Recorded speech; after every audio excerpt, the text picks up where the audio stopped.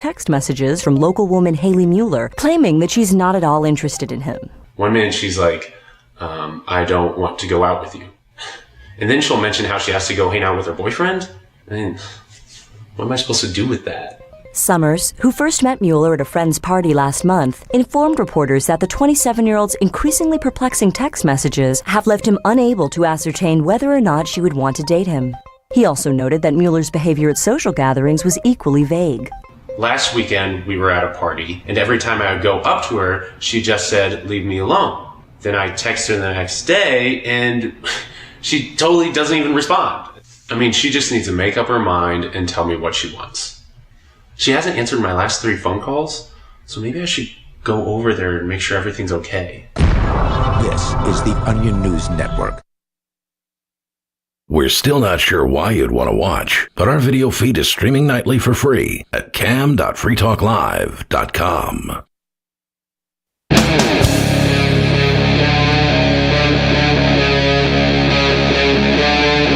Free Talk Live.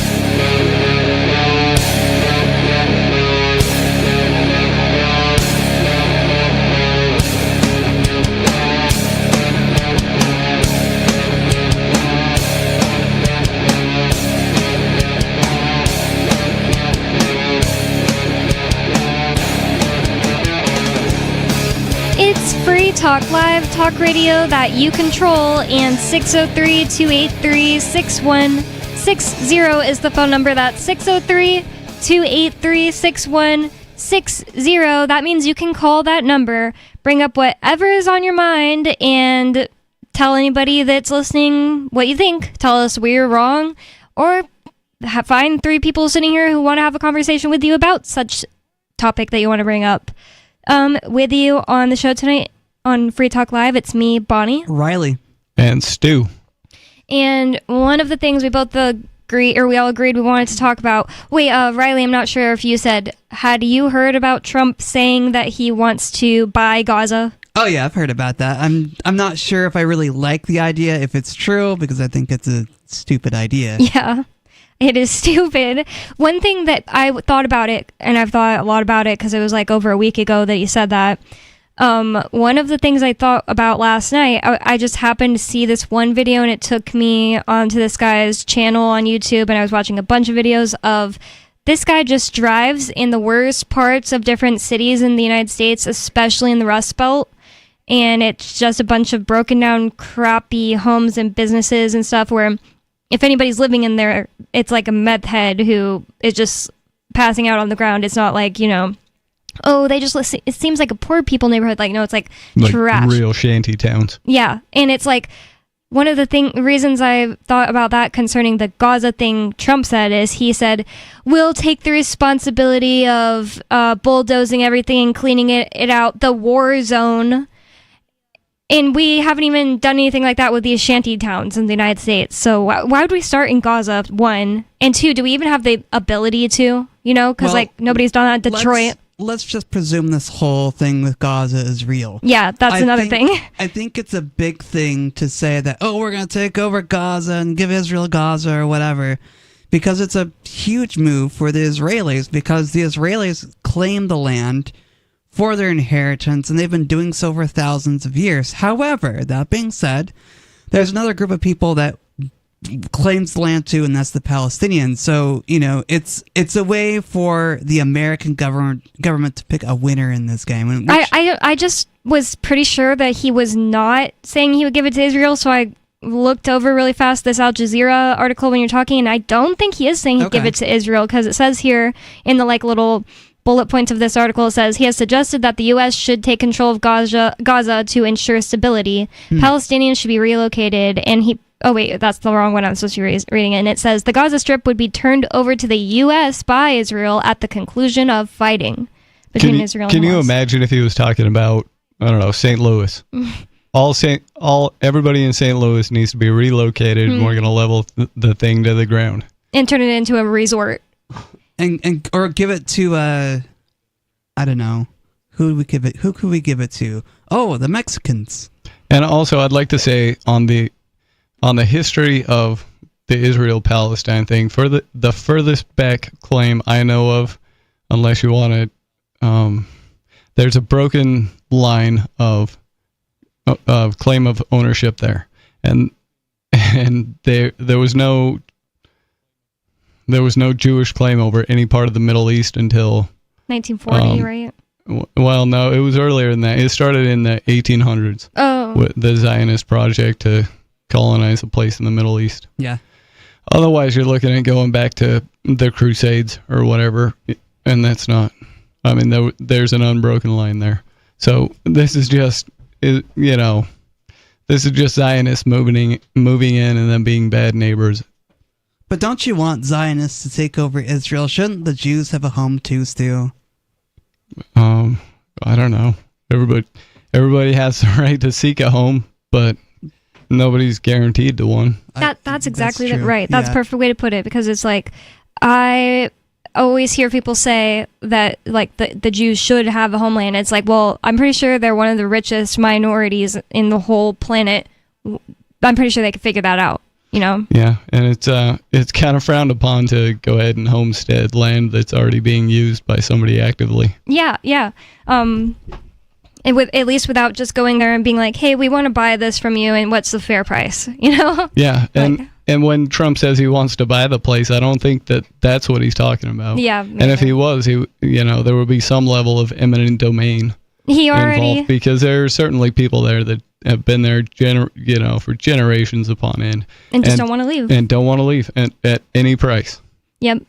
And that it makes it more likely that that'll happen than just maybe you living in your grandma's house in Alabama or something, because they believe that there's some kind of like religious significance to them being there, that the Zionists and the Muslims and like a bunch of the people that live there, they're always fighting over specific sites. It's one of the most annoying parts about their religions, because it's like makes war happen, because you all think that your God told you get to own this piece of land when that's not how things work. Yeah, that's true. I mean, people fight religious wars over territory all the time, and so when Israel and Gaza are being fought over by the Jews and the Palestinians, one side's going to claim, oh well, the Jews get this because our God said so, and the Palestinians say, well, no, our God said so, and so the religious war over land is just absurd, because it's all a special pleading argument, and the Christian right, if you will, love to claim that their God gave the land to Israel as their inheritance, and it's just, to me, it's just an absurd war that we keep fighting over and over again because, well, we think we have a claim over who gets to be the winner and loser in a territory, and it's just a waste of our time to declare winners and losers when, maybe they should just duke it out themselves, and whoever wins the land, and that should be that. As far as the people calling the shots, I don't think the religious aspect really has a lot to do with it. It's more of a geopolitical thing, and has been. It's more of a banker's scheming sort of a thing, I should say. Well, I think religion does have something to do with a lot of. I just don't know if you would necessarily, if we have any way to know if they're like the people calling the shots, but there are the Zionists that they believe things like, oh, they need to rebuild a temple somewhere, and there has to be a red heifer born. Oh yeah, I've been hearing that all for the past several years. Yeah, me too. But it's like, I keep hearing like a red heifer was actually born, and I'm like, uh-oh, but then it ends up being not true. Yeah. So. Well, I looked into one of these red heifer stories, and there was like, I don't know, Israel bought 12 red heifers from Texas and had them shipped over in a special way or something. And this actually happened, but like there was no following official sacrifice of the red heifer or anything like that. So that's kind of what I meant too, because in the things I remember happening, I'll hear about a red heifer being born that they say was perfect in the specific parameters it needs to be, but then nothing ever happens. Like, why didn't they? Maybe there's some other like secondary thing that needs to happen before they decide to. It must remain pure through several years of its life, I think, and then if a white hair or 2 or 3 shows up and it's absolutely impure, it has to be purely red all the way through. Wow. Yeah, we used to raise rabbits for meat, and also we genetically selected. That was all Lori's part. I didn't have the brain power for it, but certainly there are people breeding to get red cows at this point anyways. They've made an incentive. Yeah. And that's my opinion on on all of that stuff and all of the stuff in Book of Revelation is that somebody wrote it down and then other people took actions to make that stuff happen. Oh yeah. Oh yeah. None of it's God's design necessarily. And when you're trying to rely on something that God said, that just means that a person told them God said it. Yeah, or like a book Revelation. said so. So, it's all hearsay at this point. If you want to know what God said, go ask God personally. Yep, I was just going to say that if somebody tells you, certainly Maybe that she'll give God you an told them answer. something, go ask him and then find Or out. her. Or her. Just I ask feel God. like somebody might do that, and then they're like, "Yep, God did tell me that it's true because, well, I saw 3 doves on the street while I was walking, and I asked for a sign." Like they would just convince themselves. And it's not that I don't believe that you can actually get like signs and synchronicities from like God. I do, but I'm just saying you can also convince yourself. Oh yeah, that things it's are easy happening. to do. I have a friend who she used to be like a really like fundamentalist Christian, and her parents did all kinds of really strange things to her, and like she couldn't read until she was like 12 or something, or the neighbors had to teach her. But all that to say that she always convinced herself that God wanted her to do specific things, and she would see these signs and she was like, yes, this is true. This is how I know that this is the path I'm supposed to be on. And then she saw some kind of TV show that explained how somebody can actually make somebody else believe that they're getting signs from God just by putting little things in their environment. And I was like, wait, so you're saying you believe that somebody else was doing it to you? And she was like, no, it's just that it's just as easy to do it to yourself. Like, it's like the phenomenon where, and this is the thing, some people use this to say, oh, and that means there's no such thing as synchronicity, there's no such thing as like a sign from the other side. And I'm not saying that. I believe that there is such thing as that. But imagine you just learned about type of car. Like, I didn't know a Saab existed until Matt used to be on the show, told me about them. I was like, I've never even heard of that car. And then I started seeing them all the time. Mm-hmm. And I think I probably was already seeing them, but it just like I looked right past it because I like wasn't familiar with it. It's just a thing that your brain does. It is a thing. Well, it's a thing that your brain does, and maybe also the universe interacts in a certain way, but certainly people get way too carried away with this. I've seen, like the example you're saying, somebody do that before, and it just led them to make some horrible life decisions. So it's not, I don't know, it's not necessarily God. And God's never given me a worded message either, but I feel like they're universal promptings that you can sort of hear. And the other thing is that if you really want a certain outcome, you'll start to believe that anything means that, I think. Yep. Yeah, that's entirely possible too. So when talking about this whole thing that Trump said he wants to take over Gaza, another thing that came to mind when I read about this was, okay, now I know he's joking. Like, about some things, because I don't think it's possible. I don't think it's possible that he really means this.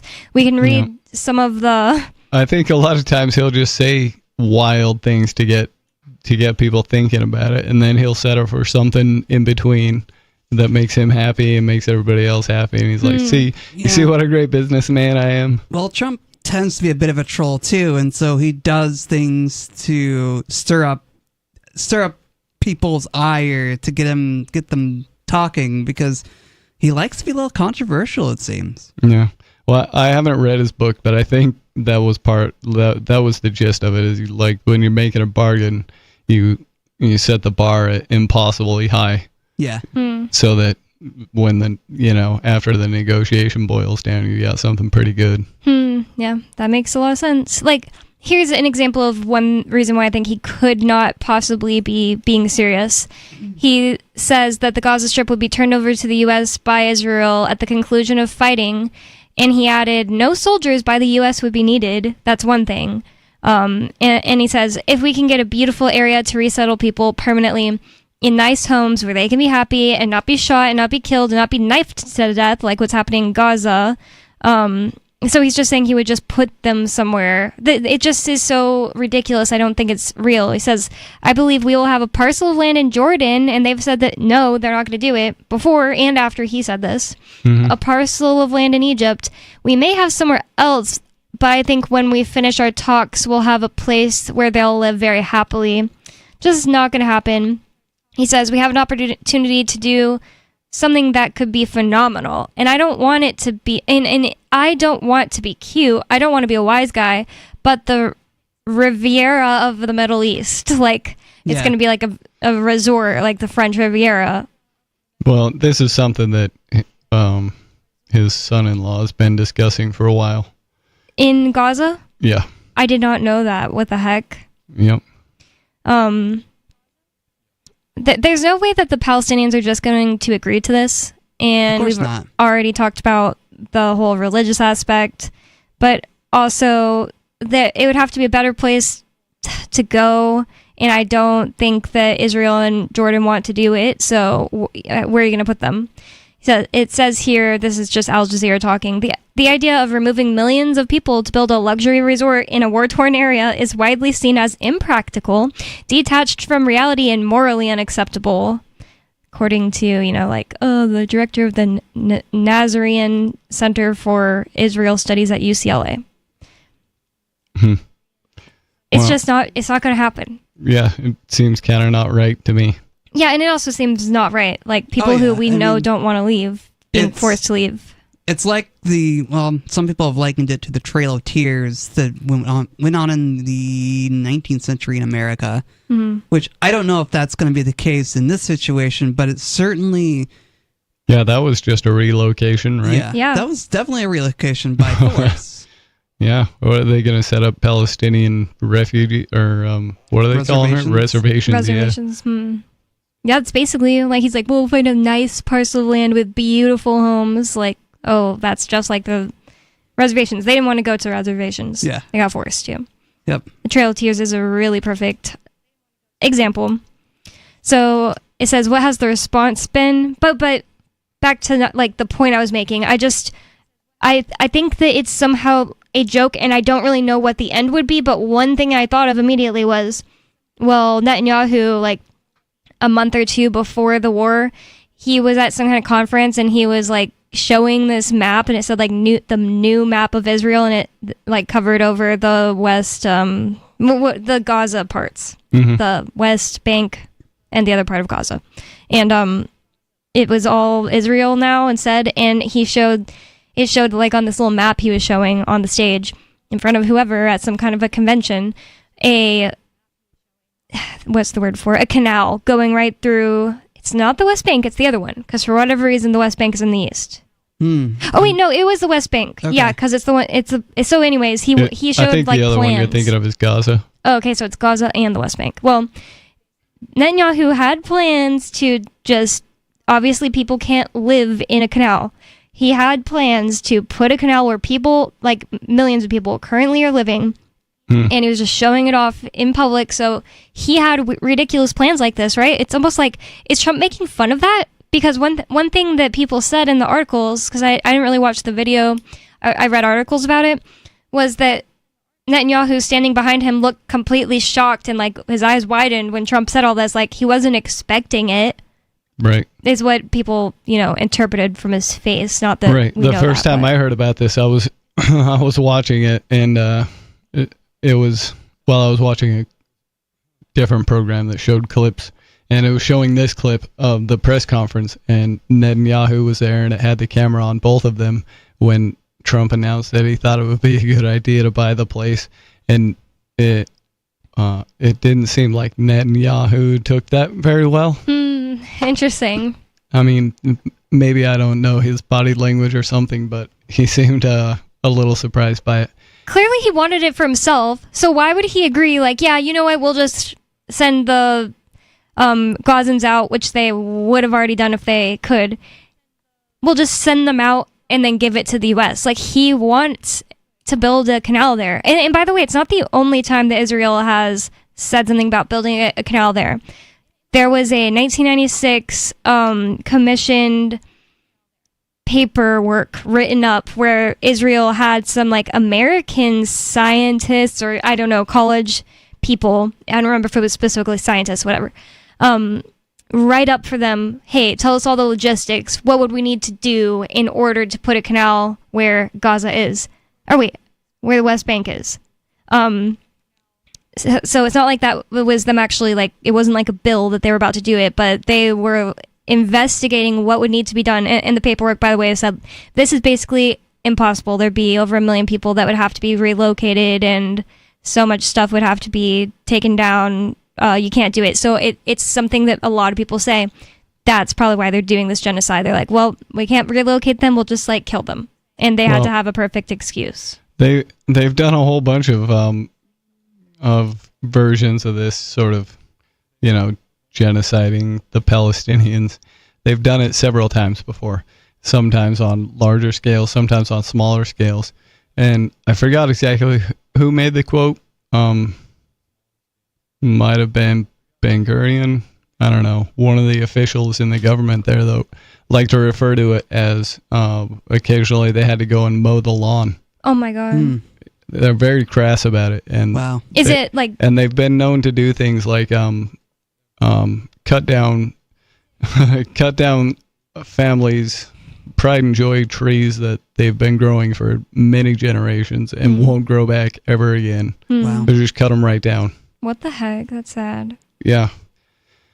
They are not nice to the people who already live there. And they have... Actually, we're always saying that the United States has the worst incarceration rate.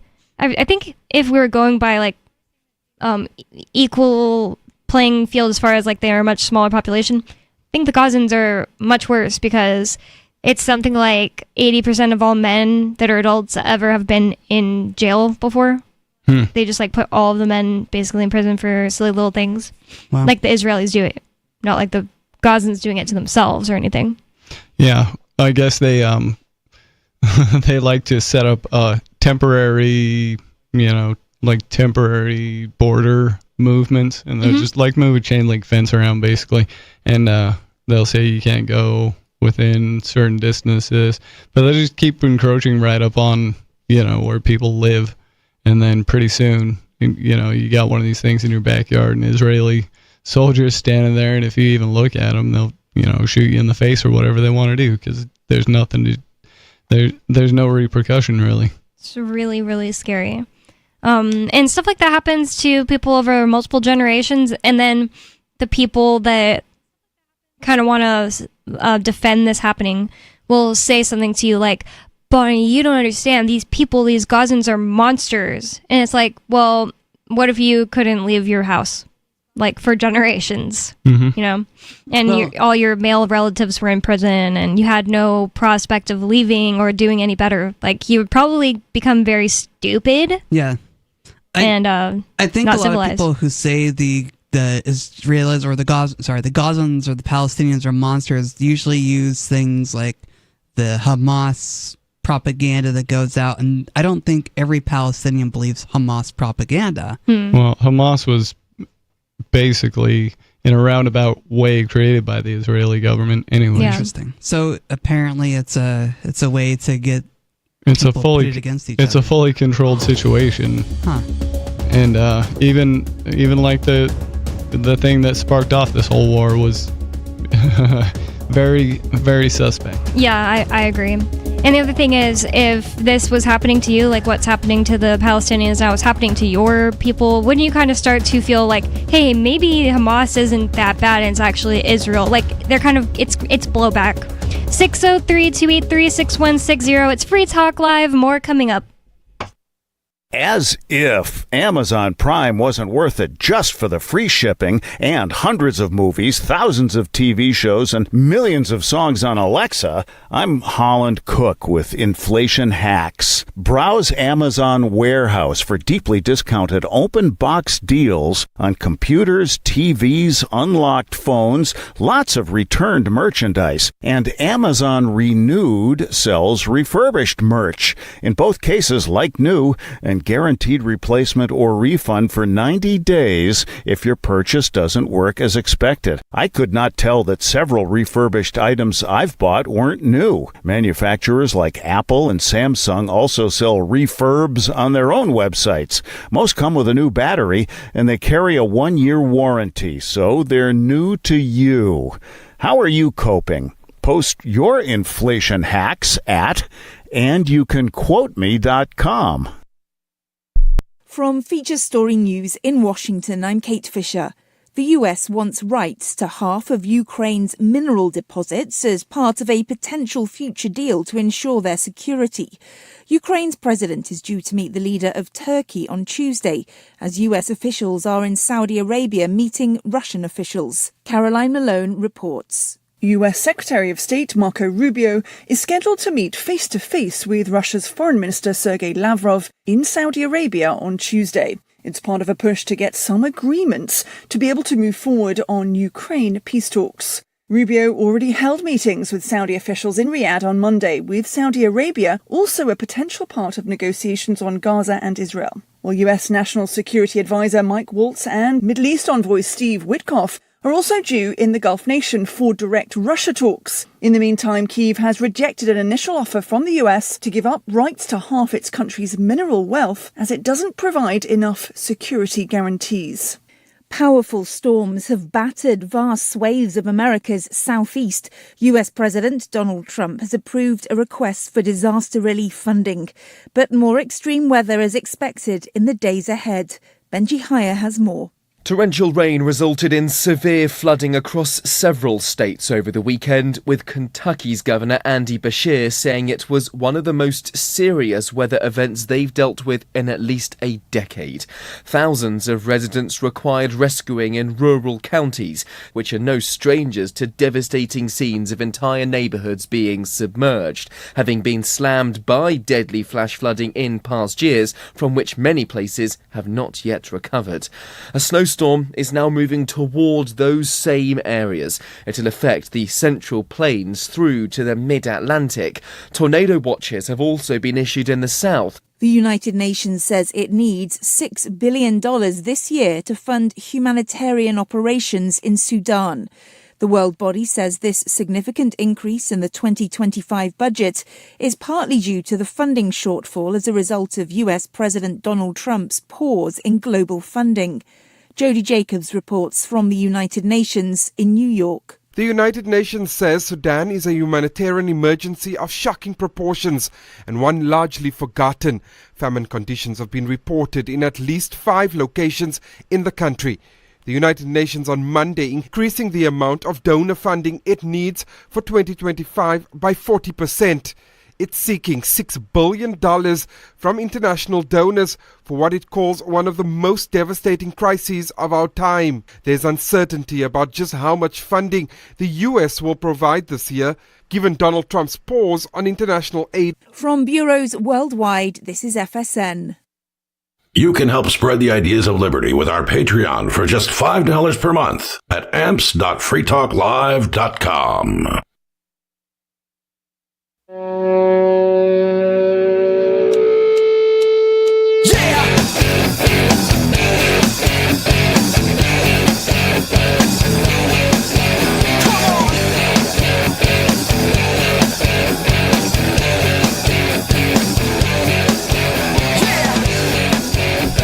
It's Free Talk Live, talk radio that you control, and 603-283-6160 is the phone number here you can call. That's 603-283-6160. And I'd like to thank James for being an amplifier with us here at Free Talk Live. That means that James went to amps.freetalklive.com and signed up to support the show. AMPS stands for Advertise, Market, Promote, and Support. Thanks to James and everyone who supports us. And again, that's amps.freetalklive.com if you'd like to check out the perks and benefits of becoming an amplifier. So thank you to James, and we really do appreciate everyone who helps. And with you on Free Talk Live tonight, you've got me, Bonnie, Riley, and Stu. And we have a caller on the line. In the last segment, we were talking about Trump wanting to buy Gaza, and at this point we're just wondering if he's trolling or what's going on. But what did you want to talk about today, Turd Ferguson in Pennsylvania? What's on your mind? Well, Deadmau5 is probably my single favorite artist right now. I love the song Escape that he did in collaboration with Cascade and Hala. Hala's voice is just so incredibly sexy, and her vocal line over the deep house beat that Deadmau5 and Cascade created is just absolutely entrancing. Is Cascade the lady that sings like "Evacuate the dance floor"? I don't know. That might have been him. I mean, he's one of the most famous DJs in the world. Oh, it's a man. Never mind. This is the first time I've heard any of those names. Yeah, me too. Well, Dead Mouse I've heard of, but honestly, I never really like listened to it, and I don't know who. What did you say, Hala? Yeah, Hala, who is a very sexy vocalist who probably should have been a teen pop star, but what makes her sexy? Say what? What was that, Riley? What makes her sexy? Her body and her voice and her face. Wait, what's the song called? What? What's the song called? The song is called Escape, and yeah, it's probably one of my favorite tunes right now.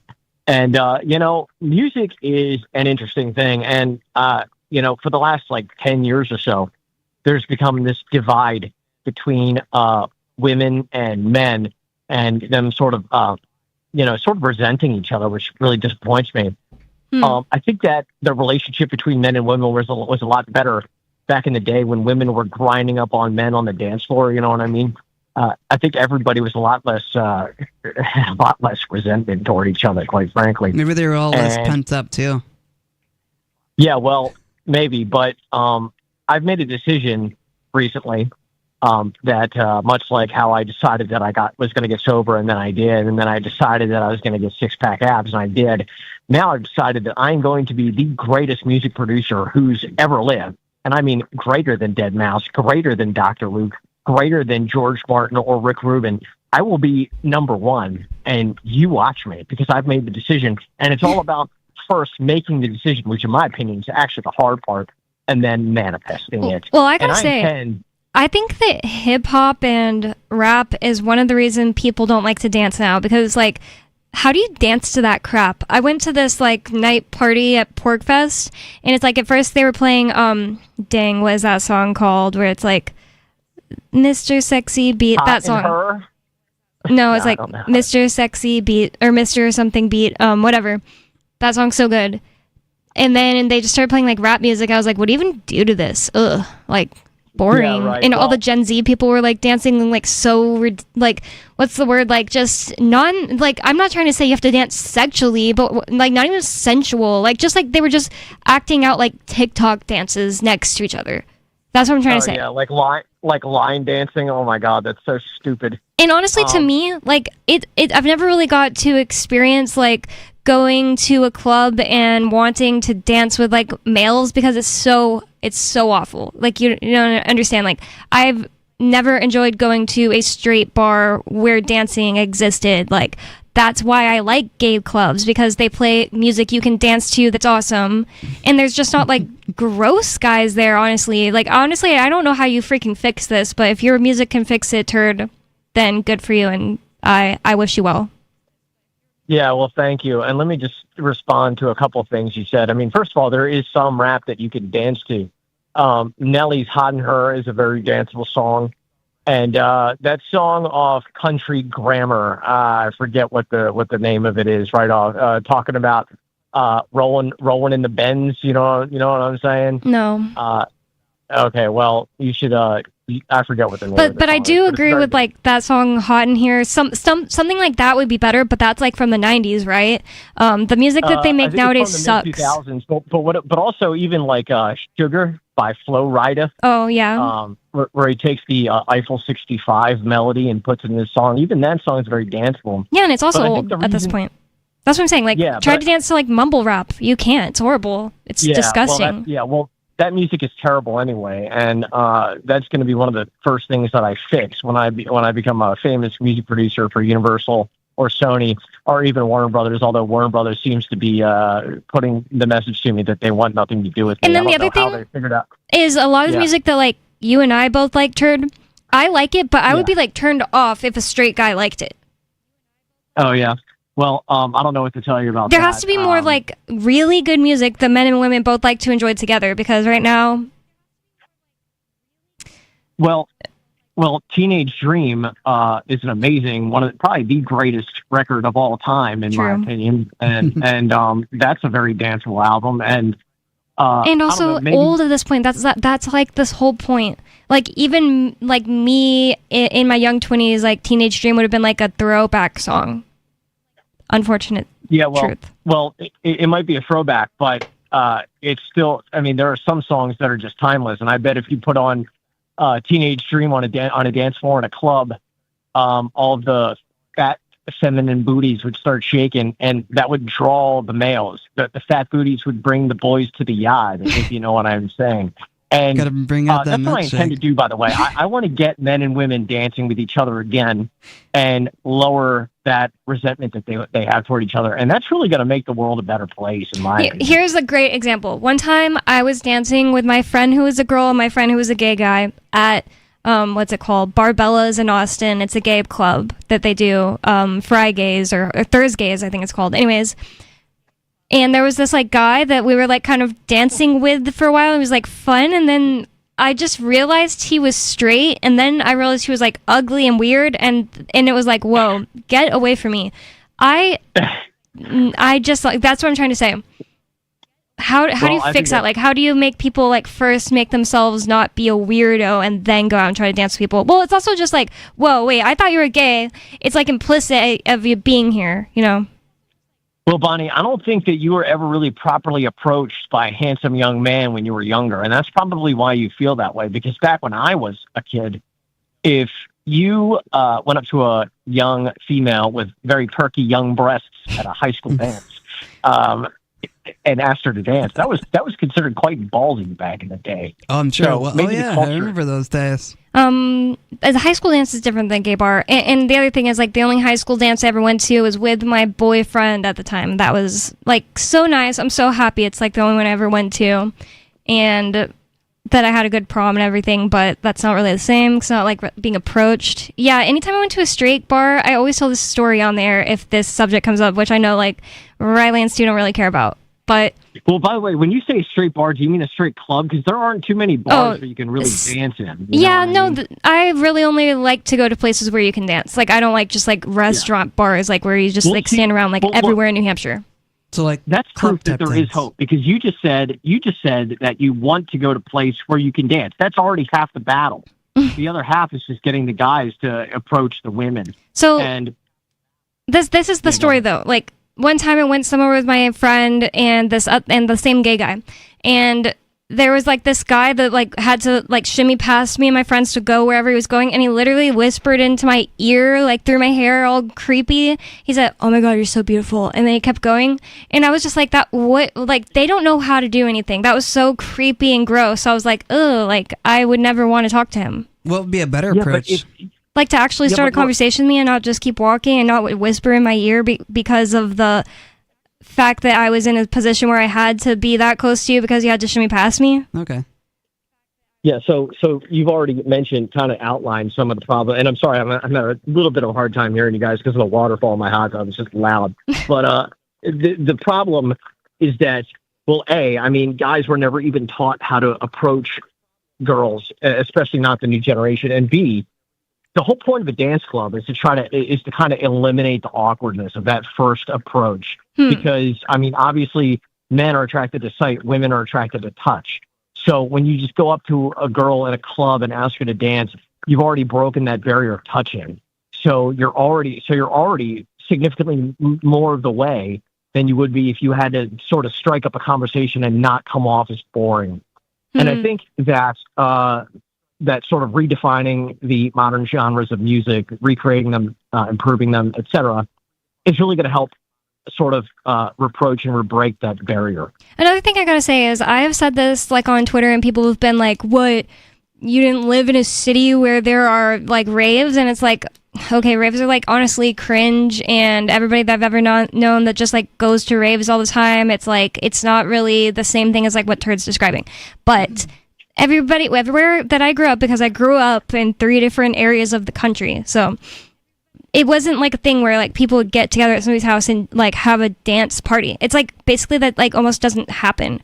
Like there was yeah, and I do think that this might be also a slightly different cultural like geographical divide, because as you know, I grew up in Maryland, and Ocean City is in Maryland, and Club H2O is in Ocean City. It's an under 21 club, and that place was amazing. And yeah. I mean, there was obviously no alcohol involved, no alcohol allowed, but they'd have these sort of non-alcoholic Jello shooters that they pass around, and they glowed, and all the girls were they dressed up and looked very pretty, and everybody, and they kind of dressed up in neon colors. And there was a very sort of small, short, narrow, shallow stage at the front where one or two girls, maybe the hottest girls there, could go up on stage and dance and grind up on maybe one or two guys up on the stage. And it's created this whole sort of romantic, laid-back atmosphere. And H2O, from what I understand, is still there and still quite happening. So this might be a geographical divide. But this is the other thing. Like,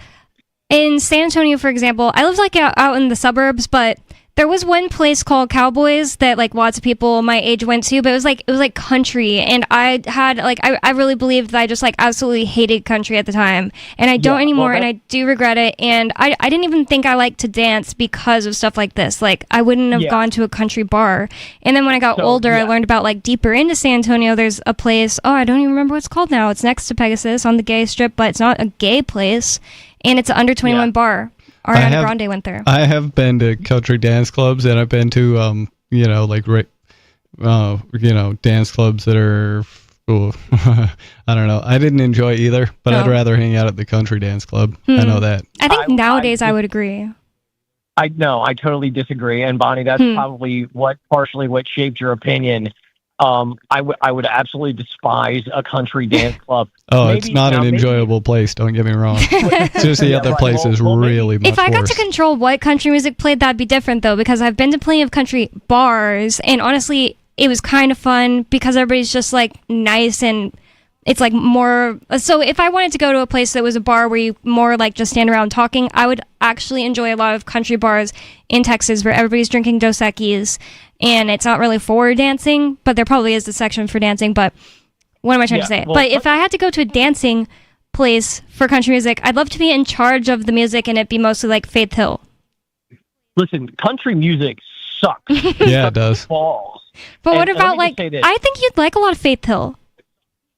Wait, Turd. what did you say? You need to look up Just Breathe by Faith Hill. I think you'd actually like it. Just Breathe by somebody. I missed the artist, but let me just say this. If you put a link in Element Matrix after the call, I'll check it out. But I was just going to say I really dislike country music, and this is coming from a guy who loves music. Okay, and I really just do not have a soft spot in any way whatsoever for country. And let me just say that I am a 36-year-old man now.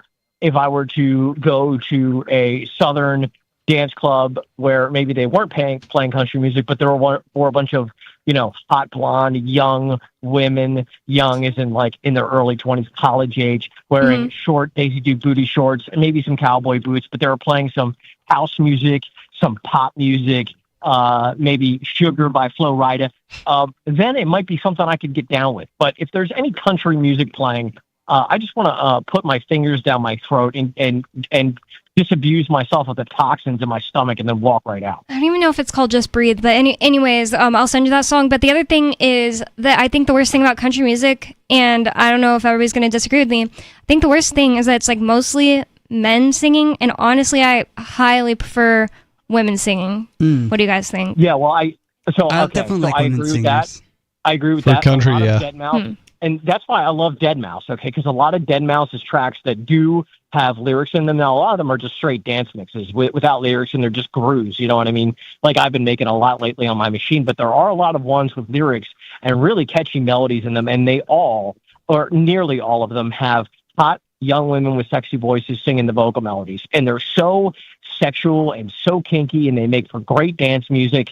And I recommend really anybody who's listening to the show right now. I don't know how many radio stations you guys are on now, but anybody that's listening to the show should just, after we get done with this call, just Google Deadmau5 and just listen to, or turn it on Apple Music or whatever you got, Or Apple Ecomouse. Music Essentials or whatever, and listen to it. And I guarantee you, it will revive your taste in dance. I guarantee you.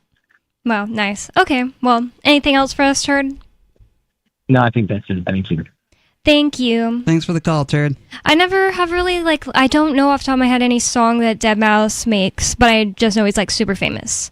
There's been a lot of times where I just thought I wouldn't like a song that's just, some dance remix song, and for whatever reason it like played on, like I'm listening to music and it just plays, and I was like, wow, that's actually like really good. But I think I'd choose a better stage name.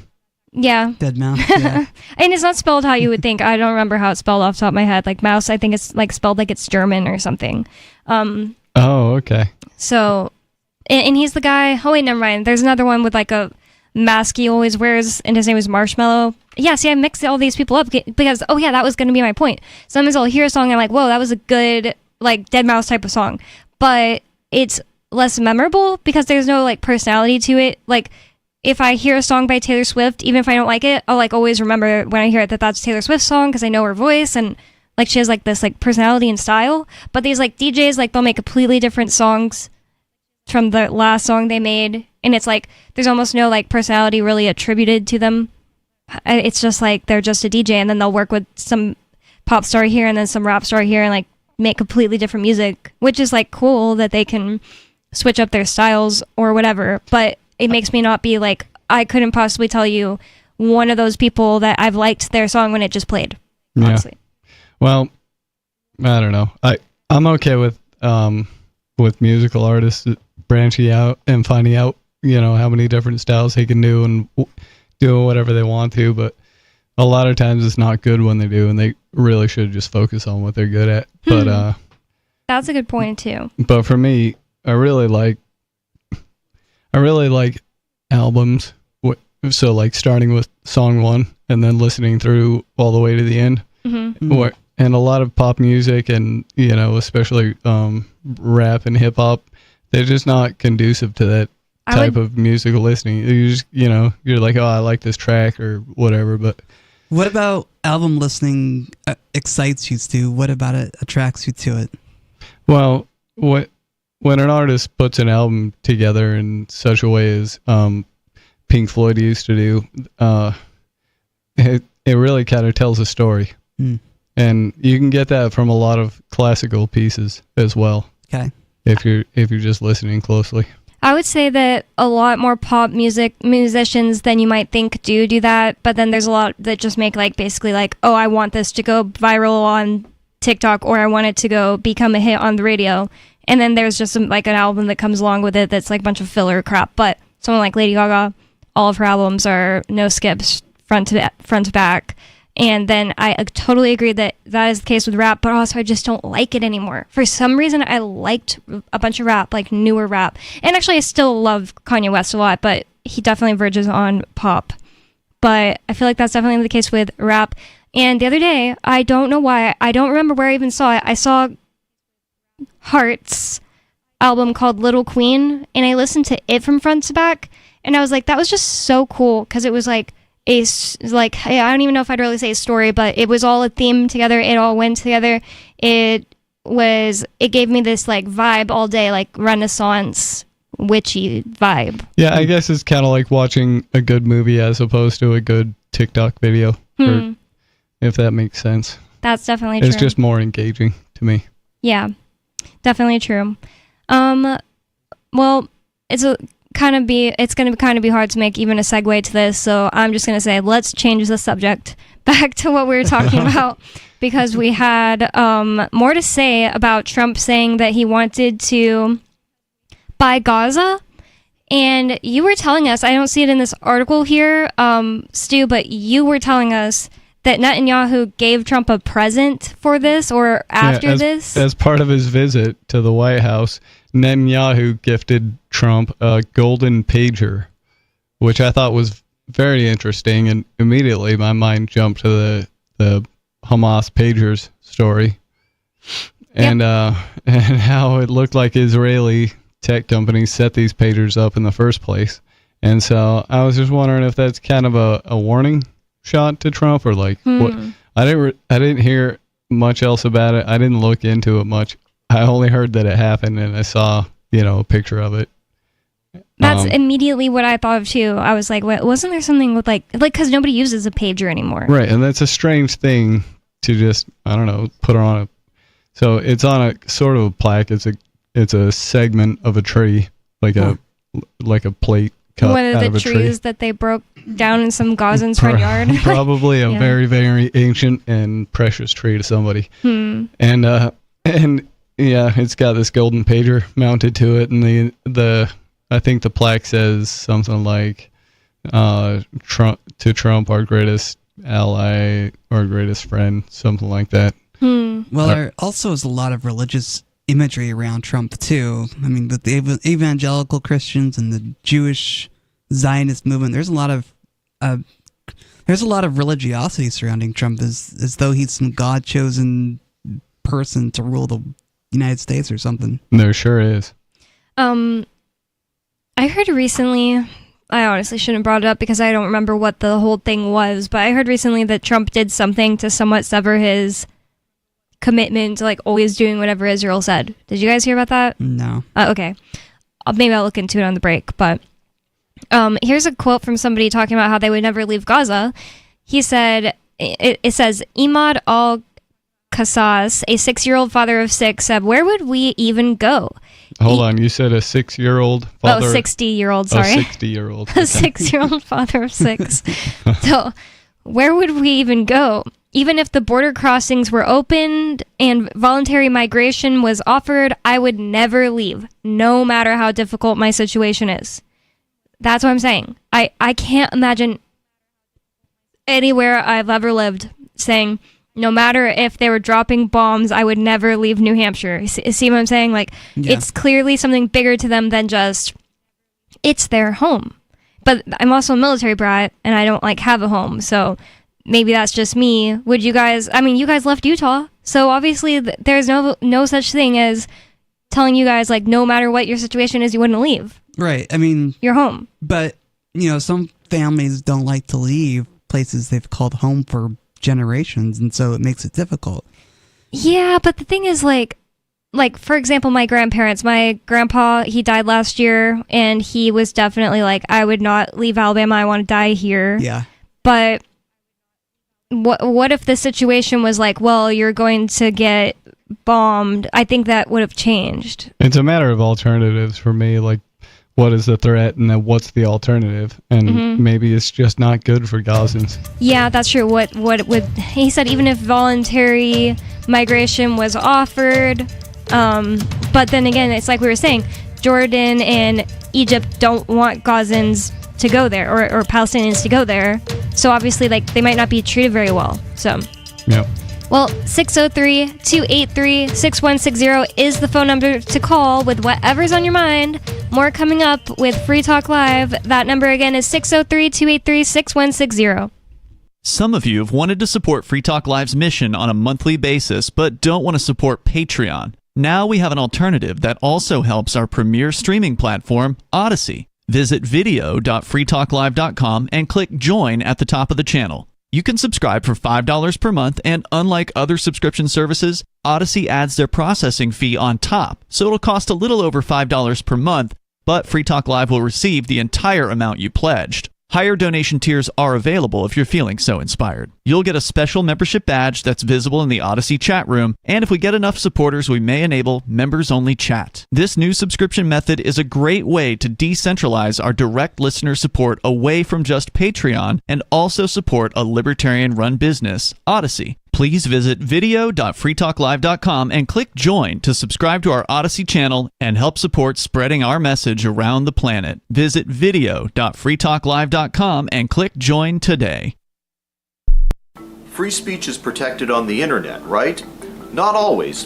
Government agencies try to limit free speech and commerce on the net. Luckily, when they do, the Institute for Justice is there to defend your First Amendment right to free speech. IJ helped set the first federal precedent for internet free speech in 1999, and ever since has worked to prevent unconstitutional roadblocks in cyberspace. Visit our website today at ij.org.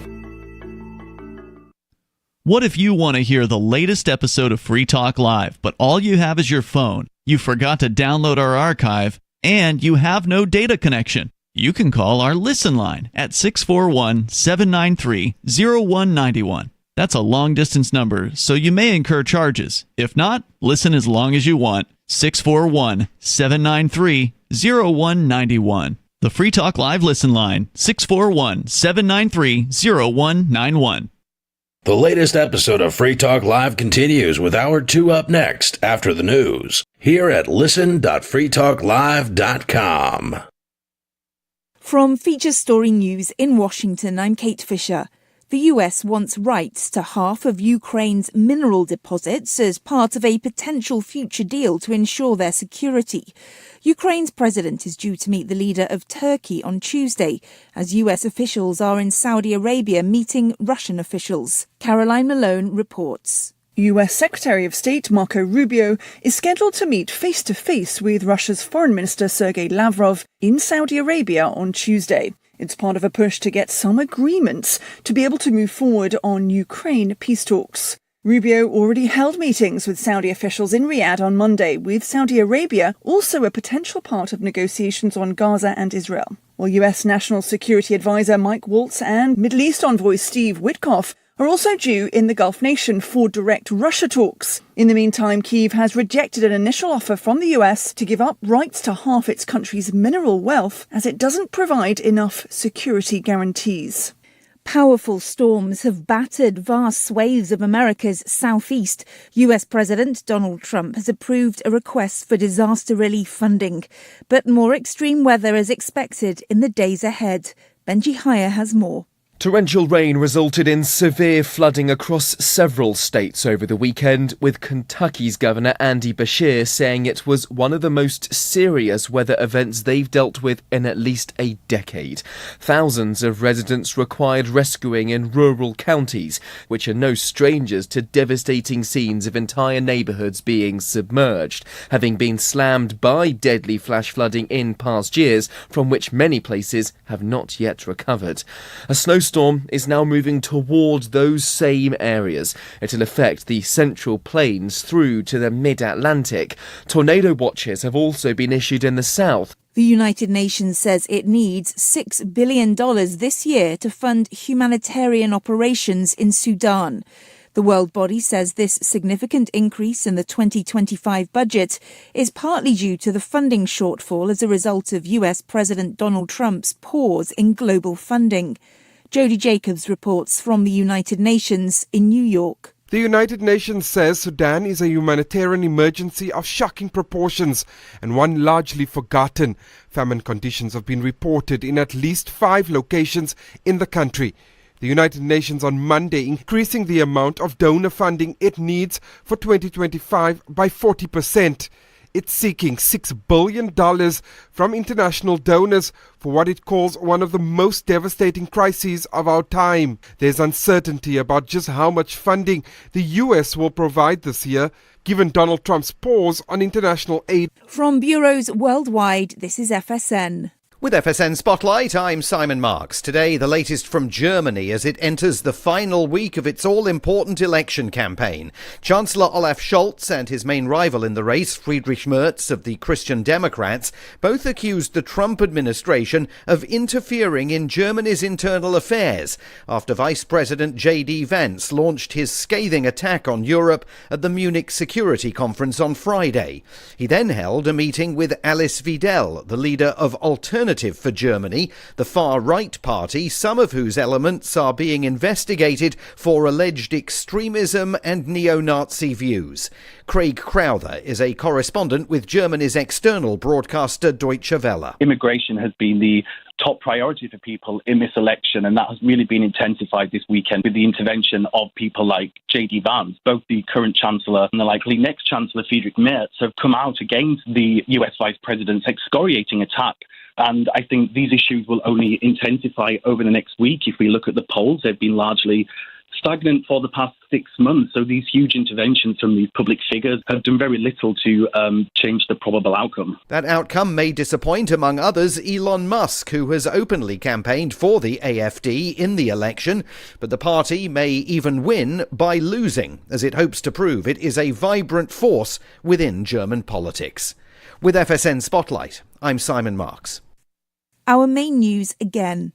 US Secretary of State Marco Rubio is due to meet his Russian counterpart Sergei Lavrov in Saudi Arabia on Tuesday to discuss how to end the war in Ukraine. Powerful storms have battered vast swathes of America's southeast, and the UN says it needs $6 billion this year to fund humanitarian operations in Sudan. And that's the latest feature story news. Kate Fisher reporting. After years of weekly meetings with his psychologist, local man Chris Vaughn told reporters today he was excited to only have 2 sessions left before completely resolving all of his emotional issues and never having the need to return to another therapy session again. When I started therapy, I knew if I could make it through exactly 120 50-minute sessions with Dr. Warner, then all of my issues with depression and crippling anxiety would be gone. Next week we're covering my parents. The week after that we're wrapping up my trust issues, and then I should be good to go. According to Vaughn, it took 40 sessions alone to fully resolve his feelings of inadequacy and low self-esteem resulting from an unhappy childhood. Vaughn's therapist, Dr. Susan Warner, told Onion reporters that she's pleased with her patient's progress and relieved that his long-time emotional and cognitive issues are nearly solved for good. I told him that getting healthy would take at least 100 hours of therapy, and now he'll never have to see me again. Thank God for that. That guy was a real piece of work. This is the Onion News Network. Yep, we still do email. Drop your email address in the entry box at freetalklive.com, and you'll be kept in the loop with Free Talk Live.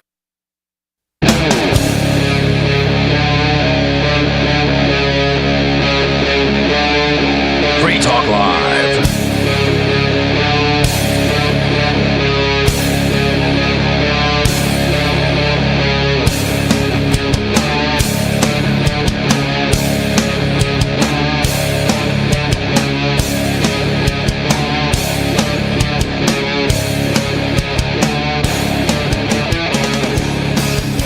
Free Talk Live, talk radio that you control, and that means you can call 603-283-6160. That's 603-283-6160. And we've been podcasting since podcasts began, but we're launching a new podcast anyway. Our new podcast is a 30 to 45-minute show releasing once a week, and you can find it at freetalkcast.com. It's brought to you by the same people who bring you Free Talk Live, and we'd love for you to check it out. The existing radio archive isn't going anywhere. This is just a new show designed from the start to be a podcast, so check it out at freetalkcast.com. And with you on Free Talk Live tonight, you've got me, Bonnie, Riley, and Stu. And we have a caller on the line, so let's just go right into the phone calls. We have Paul in Arizona. Paul, what's on your mind? Hi, well, I was just curious if you got a call the first hour about taxes. No.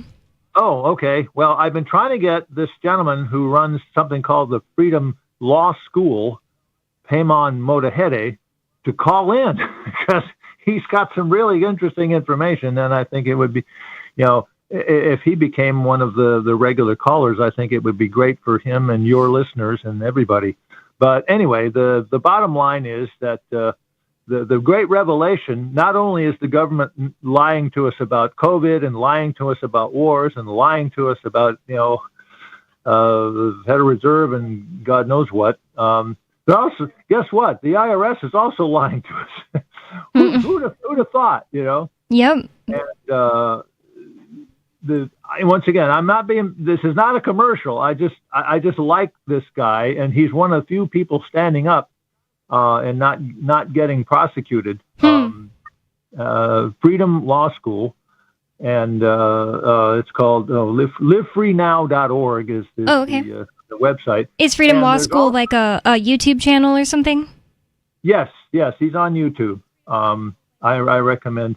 He has a weekly live discussion for about an hour on various subjects, and he's got a mailing list and all that stuff. And not connected to him at all is another gentleman by the name of David Champion, who wrote a book called Income Tax Shattering the Myths. And I've been trying to get him to call in here. And I don't know why it's like herding cats to get these people to call in. Maybe sometimes I think it's like that it's a late show. I don't know. Maybe some people are eating or something. Plus it's a weekend show, so people are doing whatever. Yeah. Well, I'm just here to speak out. Give my 2 cents. But yeah, Dave Champion's book, Income Tax Shattering the Myths. He has a podcast called Dr. Reality, drreality.com. And he talks about the income tax. He talks about government, and he also talks about health because he wrote a book called Body Science about health. But oh, really cool. Anyway, I'm trying to get these people to call in because they're a lot more eloquent on their subjects than I am. Can you give us like maybe some kind of short example of things that one of them says that you like? Well, basically, the law as written exempts 95+% of the population. I've heard that same thing from Bear Arms. A lot of them say that the tax law only applies to federal government employees, and there is some really convincing evidence of it. And one of the people that goes that route, he's also gotten money sent back to him from the IRS. I think I know the way this argument goes. That the income tax is only applicable to United States citizens, and you're only a United States citizen if you are a citizen of DC, basically, or a federal employee. Yep, there's destinationfreedom.org is Christopher Gronsky. He goes that route, but Bear Arms, the one I was talking about, his is even a little different than that because I remember asking, it's like the 14th Amendment citizen thing, and his is a little different. It's that he found out that there's a difference between the federal income tax and the tax on federal income, and I forget exactly how those things are phrased in the law, but the one that means the tax on federal employee income is really what it is in his opinion, and he has, like I said, got money sent back to him from the IRS and definitely has not been prosecuted, and he files every year, and he just like does it in a way where he explains, I didn't make any federal income tax, and he doesn't have to pay, and he's not gone to prison. And he's like a doctor. Like, he makes money. It's not like he's one of those people that just sits around doing nothing, and he's like, I didn't have to pay taxes. Like, he's a doctor. Well, I've gone to the Freedom Law School website here, and it says one of the steps they want you to take is to file and pay income taxes only if your congressman can show you the law that requires you to file and pay income tax. And to my mind, if you require them to show you the law that requires you to pay, there really isn't one. And that's the point. And even the IRS, when it comes down to the nitty gritty, they'll tell you, sure, it's a voluntary tax, but you volunteered by filing. And then they'll trot out some things that they call evidence, such as driver's license, passport. Use they of didn't do that at Ian's. Maybe use of the credit system. I can't remember exactly what the things are, but I never really thought about this. My husband is in prison right now, partially because of tax charges, and it just occurred to me that they never did anything like that. Like, look, you applied for a passport or you applied for an ID. To my memory, I don't think they did that. They just kind of like brought up an IRS lady that said, well, by our guesstimations, this is how much he would owe if he would have filed, and he didn't file, so it's failure to file. That's like all they did at Ian's. But I don't know, I just thought of that. That's another thing that they do though. Yeah, willful failure to file. It's kind of like charging people with resisting arrest when they haven't committed a crime. Exactly. Well, it is the same. Yeah. And I've been, watching this for a while. There's been people trotting this ground for many, many years. Irwin Schiff was one of the first ones. I personally went to Larkin Rose's trial 20 years ago in Philadelphia. And I personally witnessed that trial. And basically, the government did not present one shred of evidence that he owed a dime. All of their witnesses basically talked to the jury and said, well, we told him he should have filed and paid. Wow. That was their entire argument. Wow. So bad. All they need is a jury to be dumb enough and want to go home enough to say guilty. It's like they don't actually have to have a concrete defense, or that was their whole argument. And of course, he was prevented from presenting any evidence from the book he wrote. Because no, we can't do that. And if he had a very limited ability to actually quote the law, because says, well, no, you can't talk about the law in my courtroom. Yeah. Whoa. But to my experience, that's the way courtrooms go. It's very much just make up the rules as we go along, because you all went to public school and you all know that the truth is whatever the authority at the front of the room says it is. Yep. Yeah. Now there have been trials over the years that have gone in a better direction. I remember there was a guy, and his name was Willie something or other. I don't remember, but basically they tried to railroad him, and he kept saying, "Well, except I can't find anywhere where it says I'm obligated to pay." And so when the jury went into deliberations, they looked through all the paperwork and they went, we don't see it either. And so some thinking people sent a note back to the judge saying, we're missing something here. Can you show us what this law is that Willie kept trying to ask about? And the judge tersely returned, "Well, you have been given all the information you're going to get, Wow. And the jury looked at each other and went, "Really? Could it possibly be true?" And they said, "Well, why should we send this guy to prison when we can't even find the evidence?" And they came back and said not guilty. Awesome. And, the judge practically shit a brick because, Oh, sorry. You can't say that on the air. If I had to dump that. I know. I'm sorry. You didn't mean to. It's okay. But no, that's a really interesting story. Thank you for the call, by the way. I wrote down the names of those websites for people to go check it out. To go check out those websites. Did you guys write it down too? It was livefreenow.org, and the other one was the Freedom Law School that you can find on YouTube, and then Dr. Reality for David Champion. Okay. Thank you so much for the call, Paul. I just think all these tax law loophole things are really interesting. I've never tried them myself. I like to try them, but I don't know. We'll see.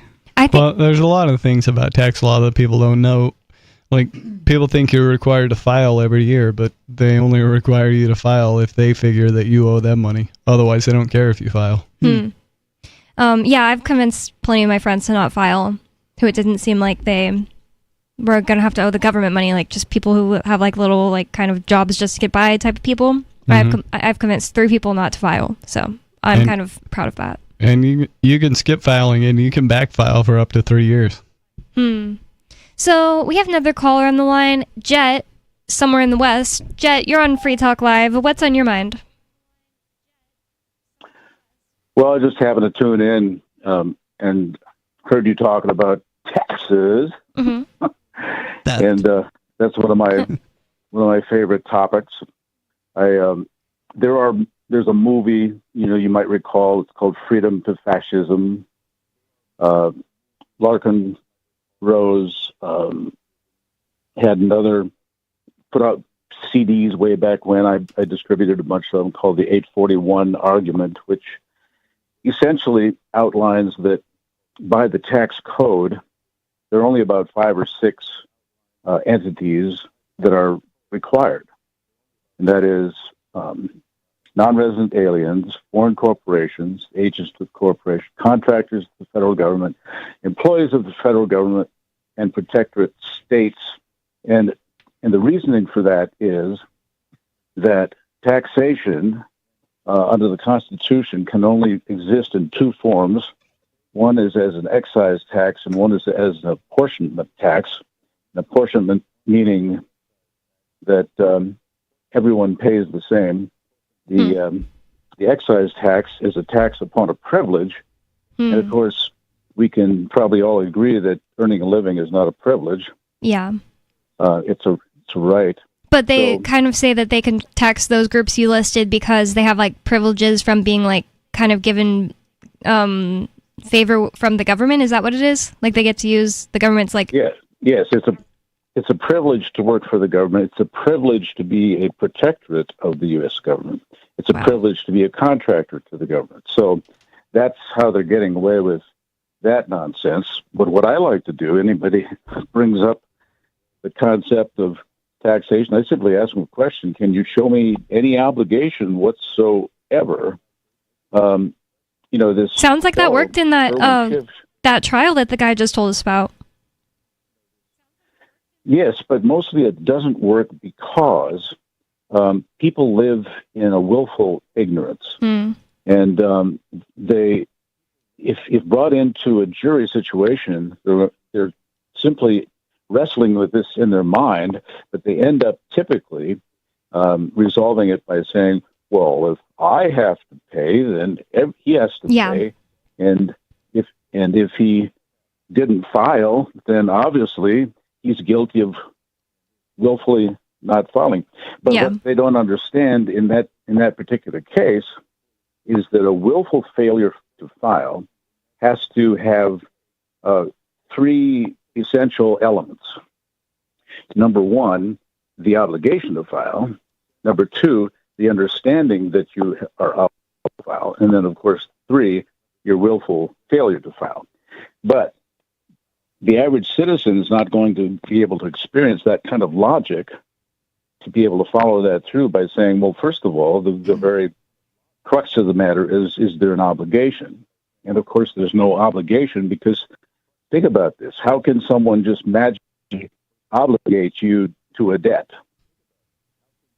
Can Walmart just send you a bill and say you haven't paid us, for for so long?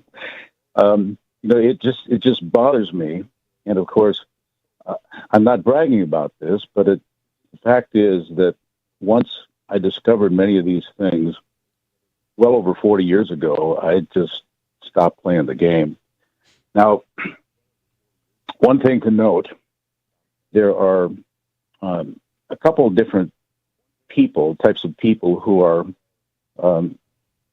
let's say, targeted by this federal mafia, and that is someone who's like Larkin Rose or Irwin Schiff or Dave Champion, those people who stand up and speak the truth, because they need to shut these people up. So they will create problems for them. They'll create bogus charges, of course.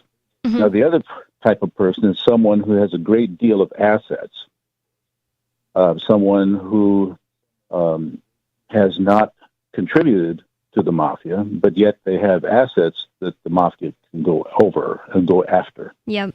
So the average individual, I keep telling people, the average individual is pretty safe from being corralled because they're not going to spend more money on you than they can get from you, and probably less than that. Yeah, and that's why I think that a lot of people really... I think a lot of people really should just stop filing at all, because I don't think the government would bother going after them. And I know the government hired a whole bunch more IRS agents, but I kind of think maybe that was at least partially to scare people. Well, these two primary forms, the 1099 or the W-9 and the W-4, right? They don't apply to the average individual. They only apply to a very short number of people that I mentioned before. Well, the problem is then you just feel like you have to fill it out if you want to get some job at some corporation near your house or whatever. And then you fill it out, and then you're basically self-identifying as someone that it applies to, and then they can go after you. So that's kind of the problem. It's if you could just, if you can find an under-the-table job, great, but it is so much harder than even when just people were kids in the 80s. I think it's so much harder. I have multiple friends.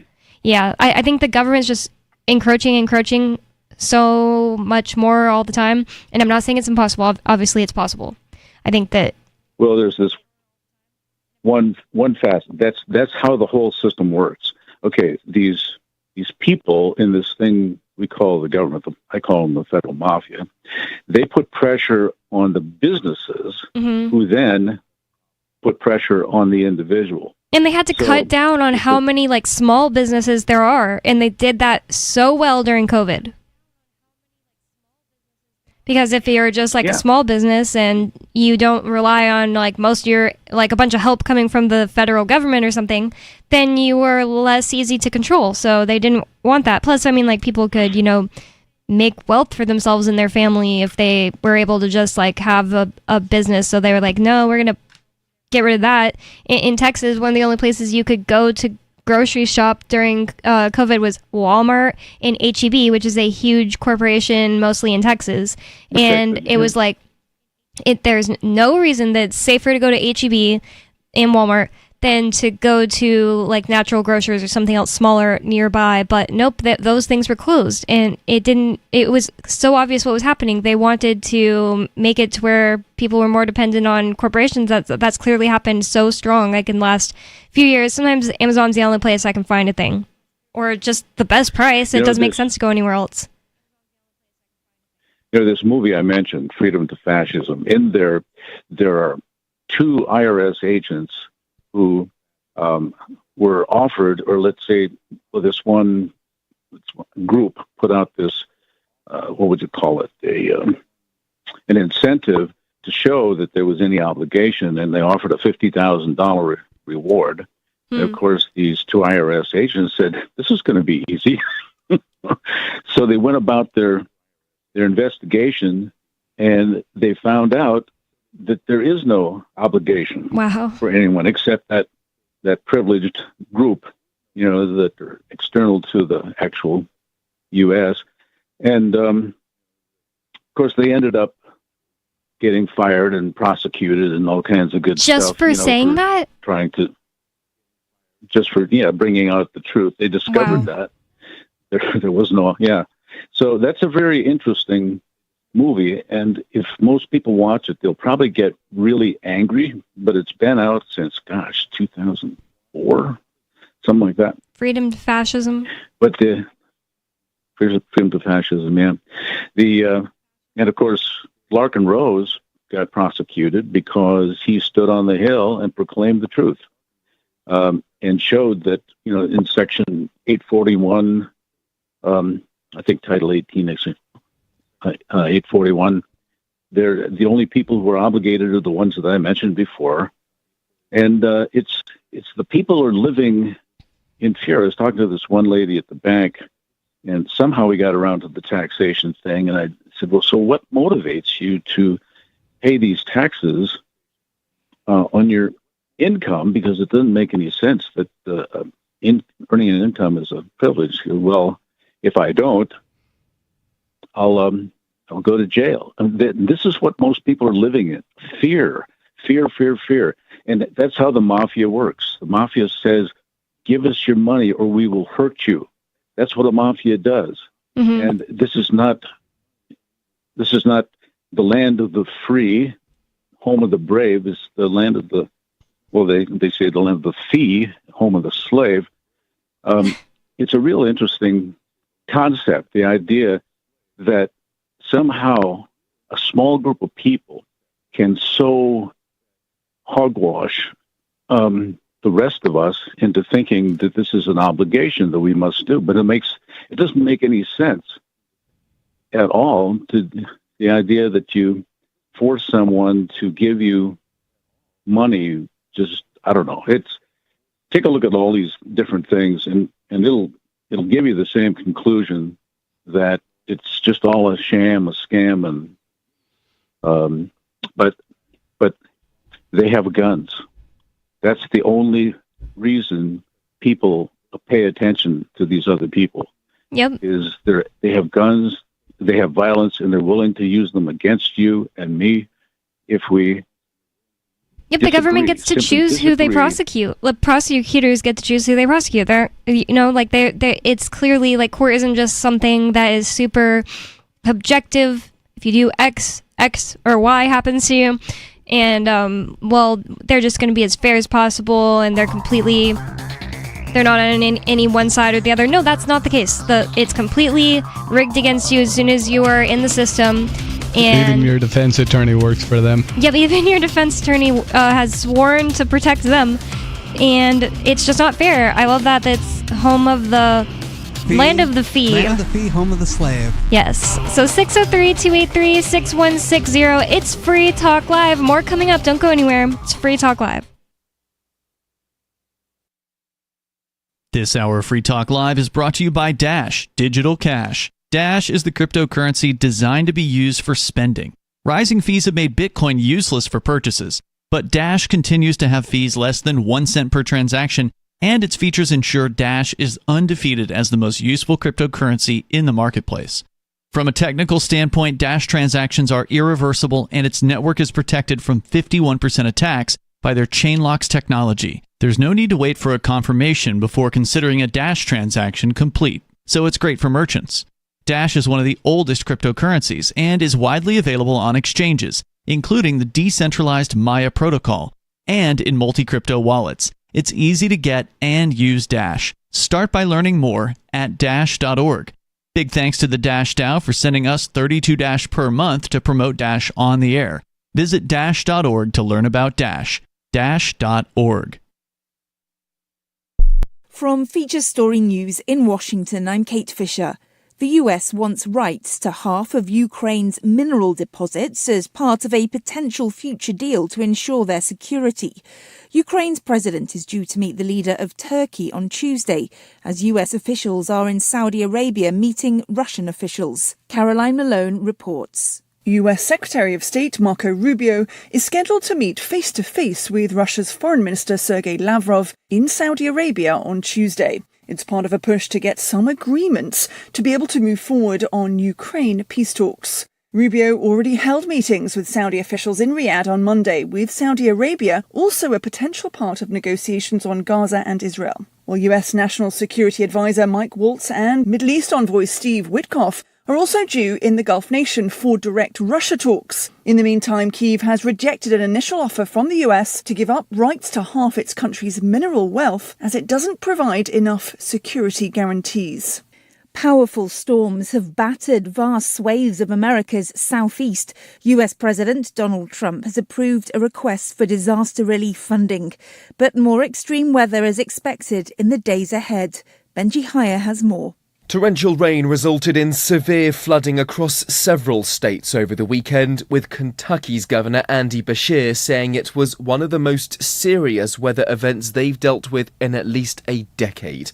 Thousands of residents required rescuing in rural counties, which are no strangers to devastating scenes of entire neighbourhoods being submerged, having been slammed by deadly flash flooding in past years, from which many places have not yet recovered. A snowstorm is now moving toward those same areas. It'll affect the Central Plains through to the mid-Atlantic. Tornado watches have also been issued in the south. The United Nations says it needs $6 billion this year to fund humanitarian operations in Sudan. The World Body says this significant increase in the 2025 budget is partly due to the funding shortfall as a result of US President Donald Trump's pause in global funding. Jody Jacobs reports from the United Nations in New York. The United Nations says Sudan is a humanitarian emergency of shocking proportions and one largely forgotten. Famine conditions have been reported in at least 5 locations in the country. The United Nations on Monday increasing the amount of donor funding it needs for 2025 by 40%. It's seeking $6 billion from international donors for what it calls one of the most devastating crises of our time. There's uncertainty about just how much funding the US will provide this year, given Donald Trump's pause on international aid. From bureaus worldwide, this is FSN. Got Telegram? You can follow our channel there and discuss show prep with other listeners at telegram.freetalklive.com.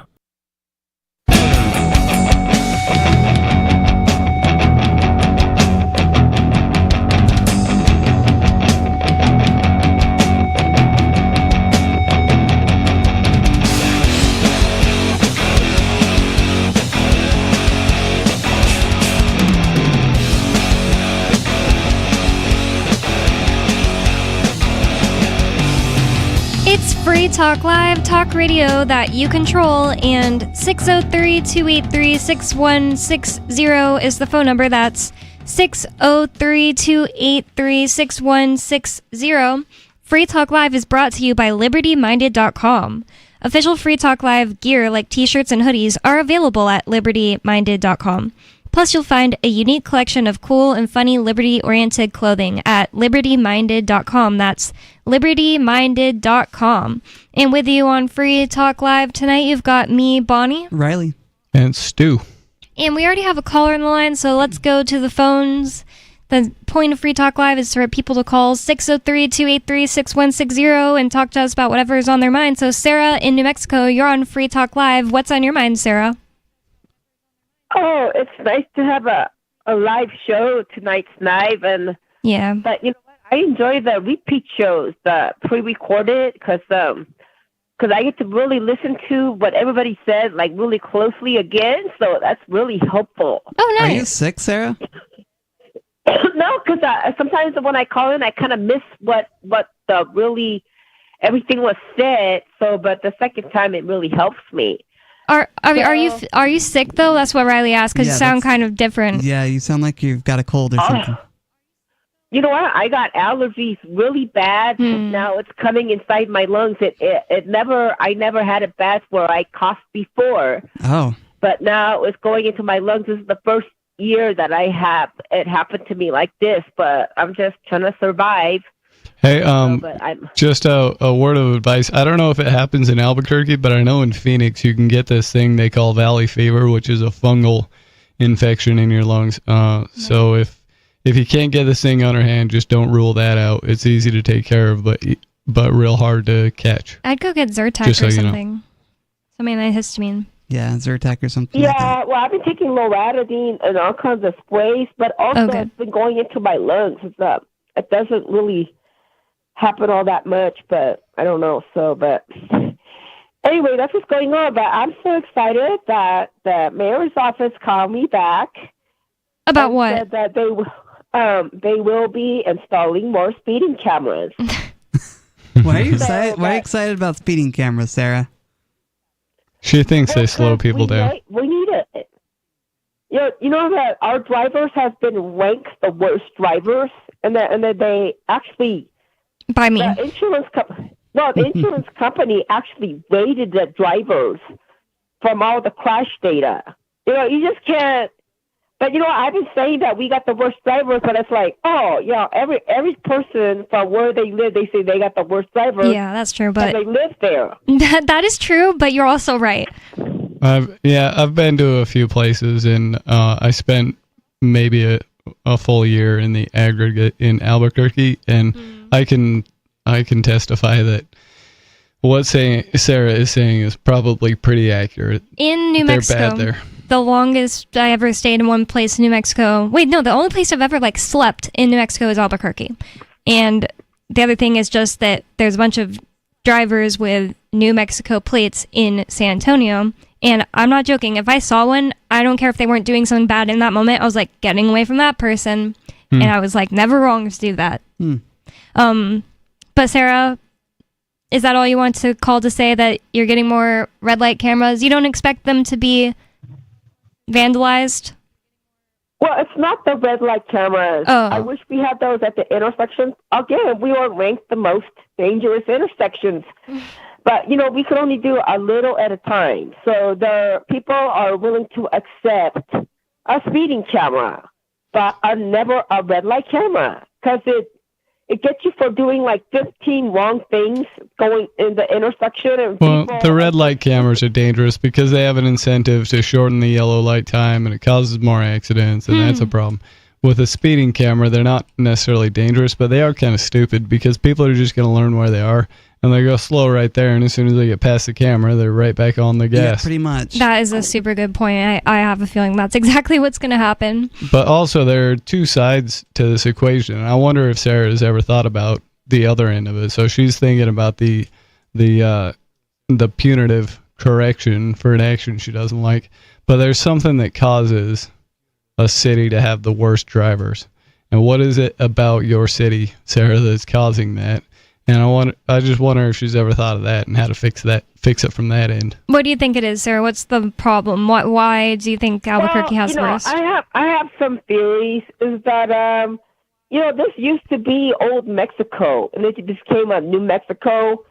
And doesn't Mexico have this crazy driving habit too? New Mexico was only Mexico for a small amount of time in the 1800s. I've specifically looked into that. Kind of like Mexico, because it always had a lot of Mexico influence, because they had a lot of native Mexicans living here anyways from the leftovers. It was just kind of like a bunch of native people of that land that live there. I don't think most of them call themselves Mexicans. So you think it's just the Mexican spirit in people that's making them drive badly. Yeah, It's not the case in everywhere else. I mean, it may be. I would never have come up with that. I don't think it's that, honestly. It's not the case in every other place. Like I said, I've driven more in San Antonio than anywhere else in my life. It's where I did Uber Eats, and you can still notice the difference between a New Mexico car and just any of the other people in San Antonio. Tons of people from San Antonio, their ancestors aren't necessarily Mexican, even though they look like them. They're just the people that have always lived in that area, you know? So I feel like it's exactly the same thing, but it's more of like today's government and culture that's caused bad driving in New Mexico. And I think it has way more to do with things that Sarah loves, like welfare. Well, I've been on the roads in Baja, Mexico for enough hours to see that the other drivers there were no worse than American drivers. Yeah, that's something I don't know. And maybe they just drive better on the Baja than they do in the mainland. I don't know, but from what I've seen, Sarah's argument doesn't hold up. The other thing is, like, she's saying that they like are bad drivers there, but really they just have like less rules and they still get by. Like, imagine you come up to a red light where in America it would be telling you exactly what to do, but it's not telling you exactly what to do in Mexico. You just have to like go by if it looks safe to go, and like that's almost like you're a better driver if you're able to get through that. Yeah, and it's kind of weird too because like all their speed limits are way too low. And so, but nobody pays attention to that, or I don't know, they pay attention to some of them. I guess you need to kind of have some local experience to know. I've seen like these videos. I've never been to Mexico, but I've seen these videos of crazy intersections and stuff where it's just like people figuring it out. Yeah. And like crashes don't happen because like spontaneous order happens. Yeah, I've seen those too. And I've seen some of those in specific cases where they had a traffic light at an intersection and they just couldn't figure out how to make the timing work on it. And they just took it down.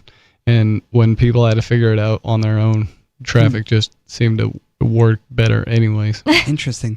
That's interesting. I always can tell like people around me, sometimes even honking at me, when I just look around and I can tell that I can go, but the light is technically red and I just go, that they either like throw up their hands or honk for no reason, like from their parked position in my rearview mirror at that point. And it's just like, I can't believe that you're mad because I didn't follow a rule when you just saw that nothing bad happened. Right. Yep. It's so annoying. So that's how American drivers are. I don't know if you can really say that's much better than Mexican drivers.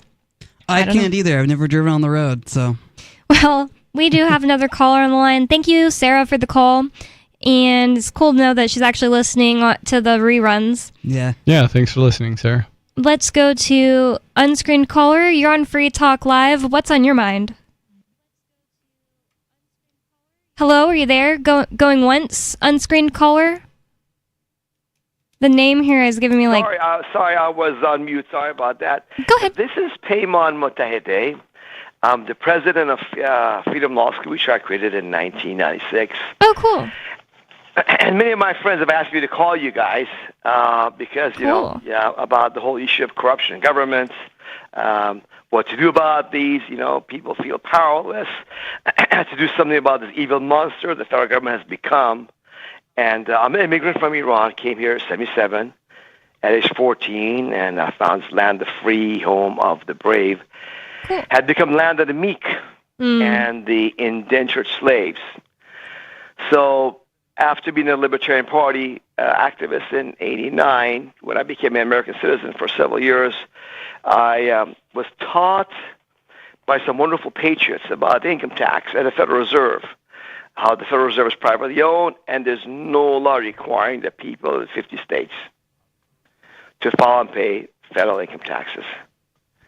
We've been funding our own demise. Yes. Our own slavery. Voluntarily, just funding slavery, like, of yourself. Just giving away part of your earnings when there's no actual law out there that says that you're actually required to, right?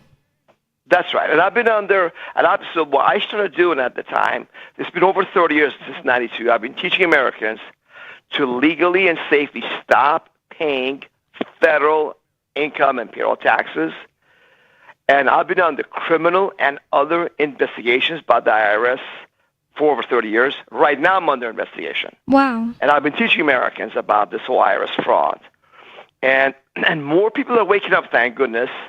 realizing how deeply corrupt and rotten the federal government has become.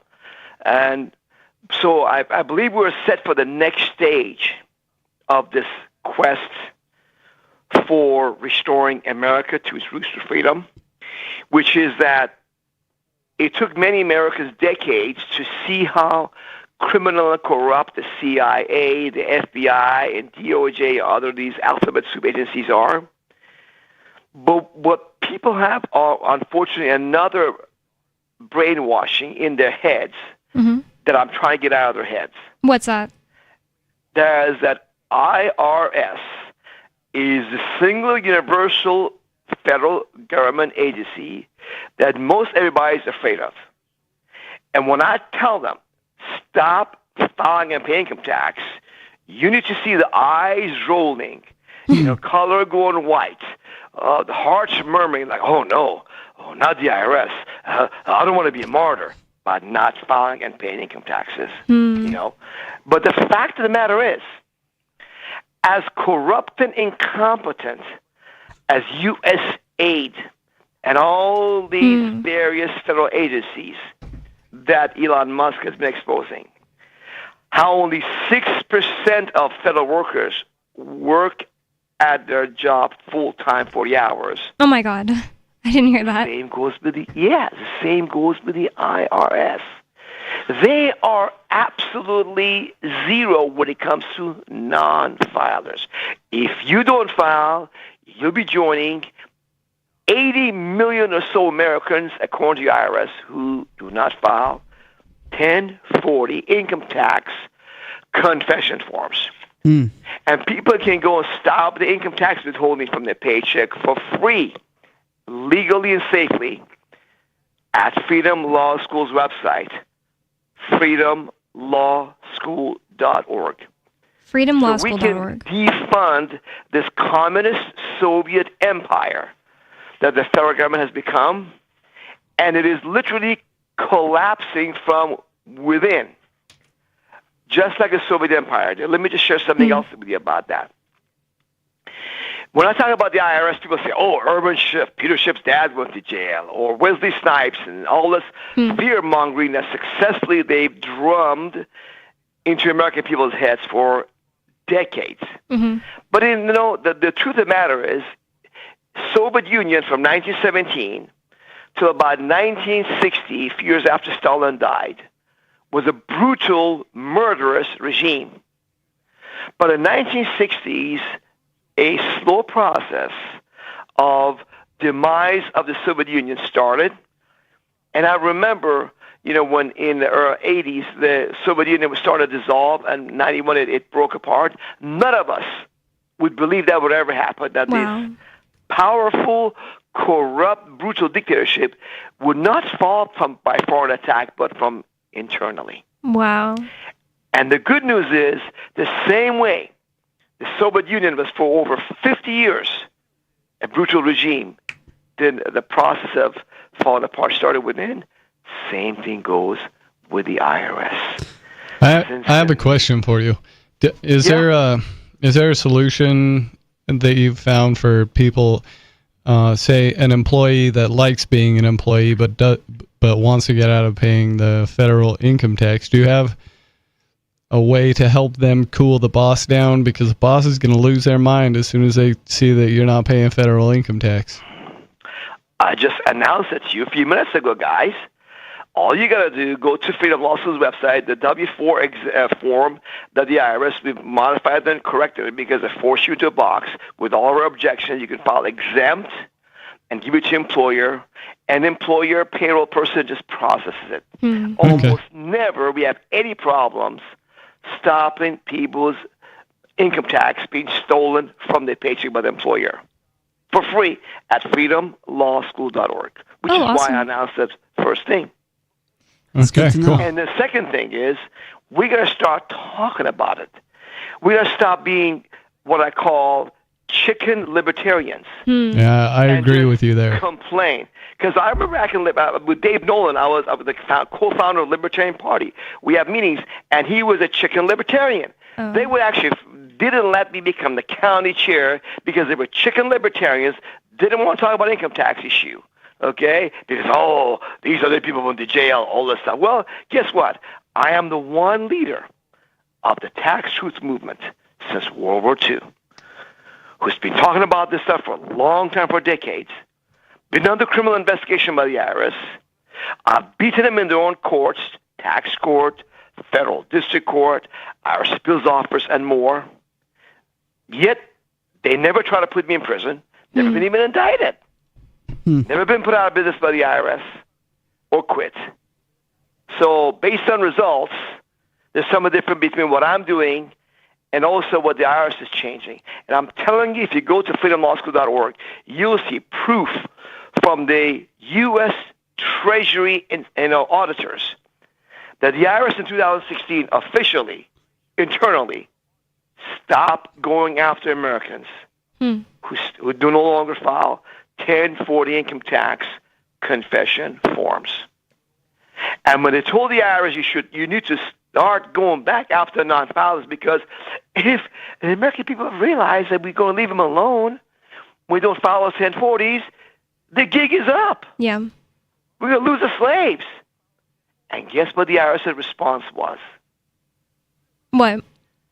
They said, we do not have enough resources. Wow. To go after non-filers. Well, what about the whole thing, how they hired 80,000 more people last year, I think it was? More propaganda, lies, but the corrupt major media, including Fox News, and all of us, what they didn't tell you is that the IRS has been in a state of collapse. Okay. It started in 1999 after those congressional hearings, but after 2010, it expedited. So IRS was in such a terrible shape, in order for it not to fall completely apart, Democrat communists allocated money for 8,700 agents to be hired per year for 10 years. That's not 87,000 tomorrow. In 10 years, I hope, just to avert collapse. In fact, the only thing about the income tax system that really works is two things. One, the belief of the American people that the IRS is more powerful than them. That's a big lie.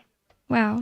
Number two, the employers, they are the ones that are doing the dirty deed of the deep state IRS and stealing from the employee's paycheck and sending it to the IRS. Therefore, the slaves have to now file the 1040 confession form and get a piece of that stolen money back. They're definitely doing the IRS's dirty work, the employers. They are. Yeah, they're playing the slave driver role. The IRS, they stop filing income tax, everybody. And business owners, stop stealing from your employees, from your paycheck. It's all at freedomlawschool.org for free. Wow, lots of really good stuff. I am really interested in checking out your site. One question I have for you concerning how you were saying, well, you didn't think that it would have been possible that the Soviet Union was going to collapse, and that it did. Do you think it has to get worse here before that happens?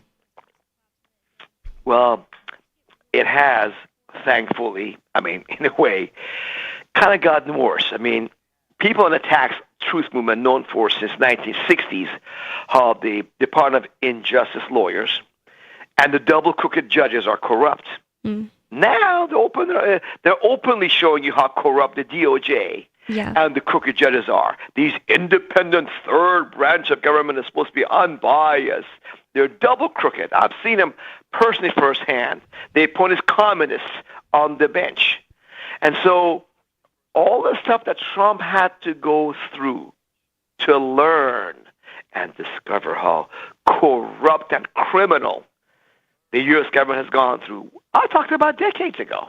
In the movement, patriot movement, we talked about it for decades.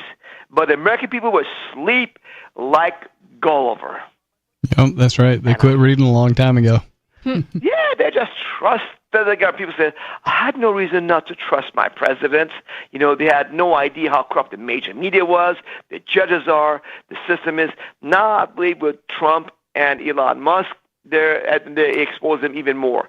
So which is why I've been on a quest to try to reach Donald Trump, because if he knew about what I know, which is that the people of the 50 states are not required to file income tax. The only people by law, as published on U.S. government's official legal websites, who are supposed to file and pay federal income taxes are citizens and residents of Washington, D.C., federal workers that work in D.C., and anyone that sells real estate in Washington, D.C. That is it. When they use the term United States in tax law, U.S. individual income tax return, everybody thinks, oh, I'm from U.S., United States, there's 50 states. But in law, they define U.S. as being only Washington, D.C. And this has been going on since 1913. And again, all the stuff I tell you, it seems unbelievably crazy good. But the only way you can prove it for yourself is by going to freedomlawschool.org. There's a 9-minute video on the law that starts you on all this. Again, it's not some opinion. This is not a revocation of election, U.S. or state or sovereign citizen theory, or UCC or common law, or your name in capital letters, or straw man, or copyrighting your name. All the nonsense patriot mythologies. This is not that garbage, which I started with back in early 90s also. This is U.S. government's official legal websites. The laws as published by U.S. House of Representatives lawyers, U.S. Treasury regulations as published by National Archives, and the U.S. Supreme Court decisions and IRS's website. That is it. Not the corrupt lower court decisions. No.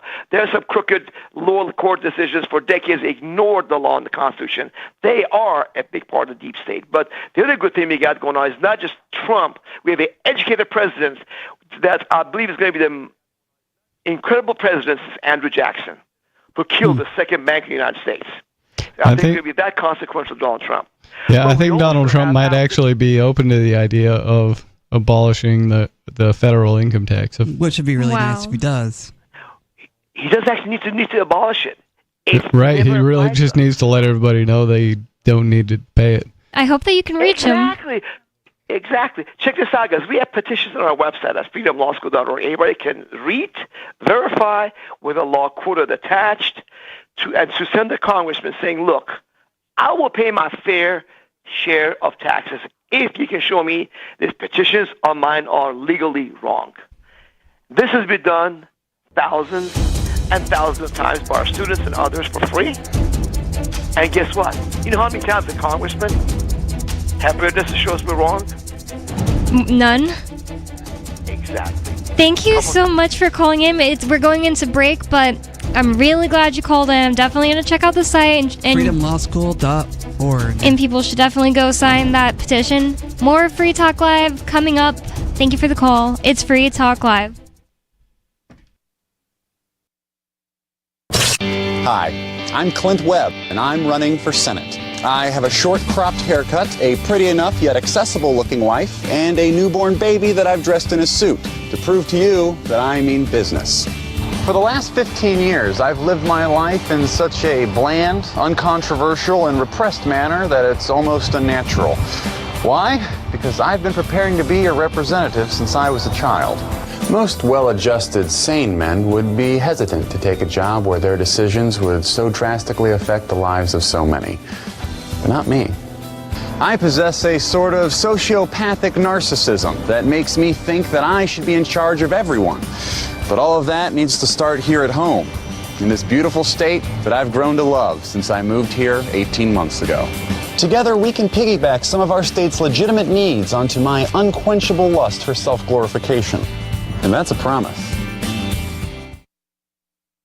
There are basically two types of advertising, direct response and branding. Radio's great for direct response with its low cost to listener ratio, but audio can't be beat for branding, which is a longer term endeavor. You want to be the first thing that someone thinks of when they think about your product or service. If you have a local business that you want kept top of mind in your community, call the station. If you need national reach, Free Talk Live's got around 200 radio stations, millions of monthly listening sessions, can suit all budgets, and if we don't think we're right for you, we'll tell you.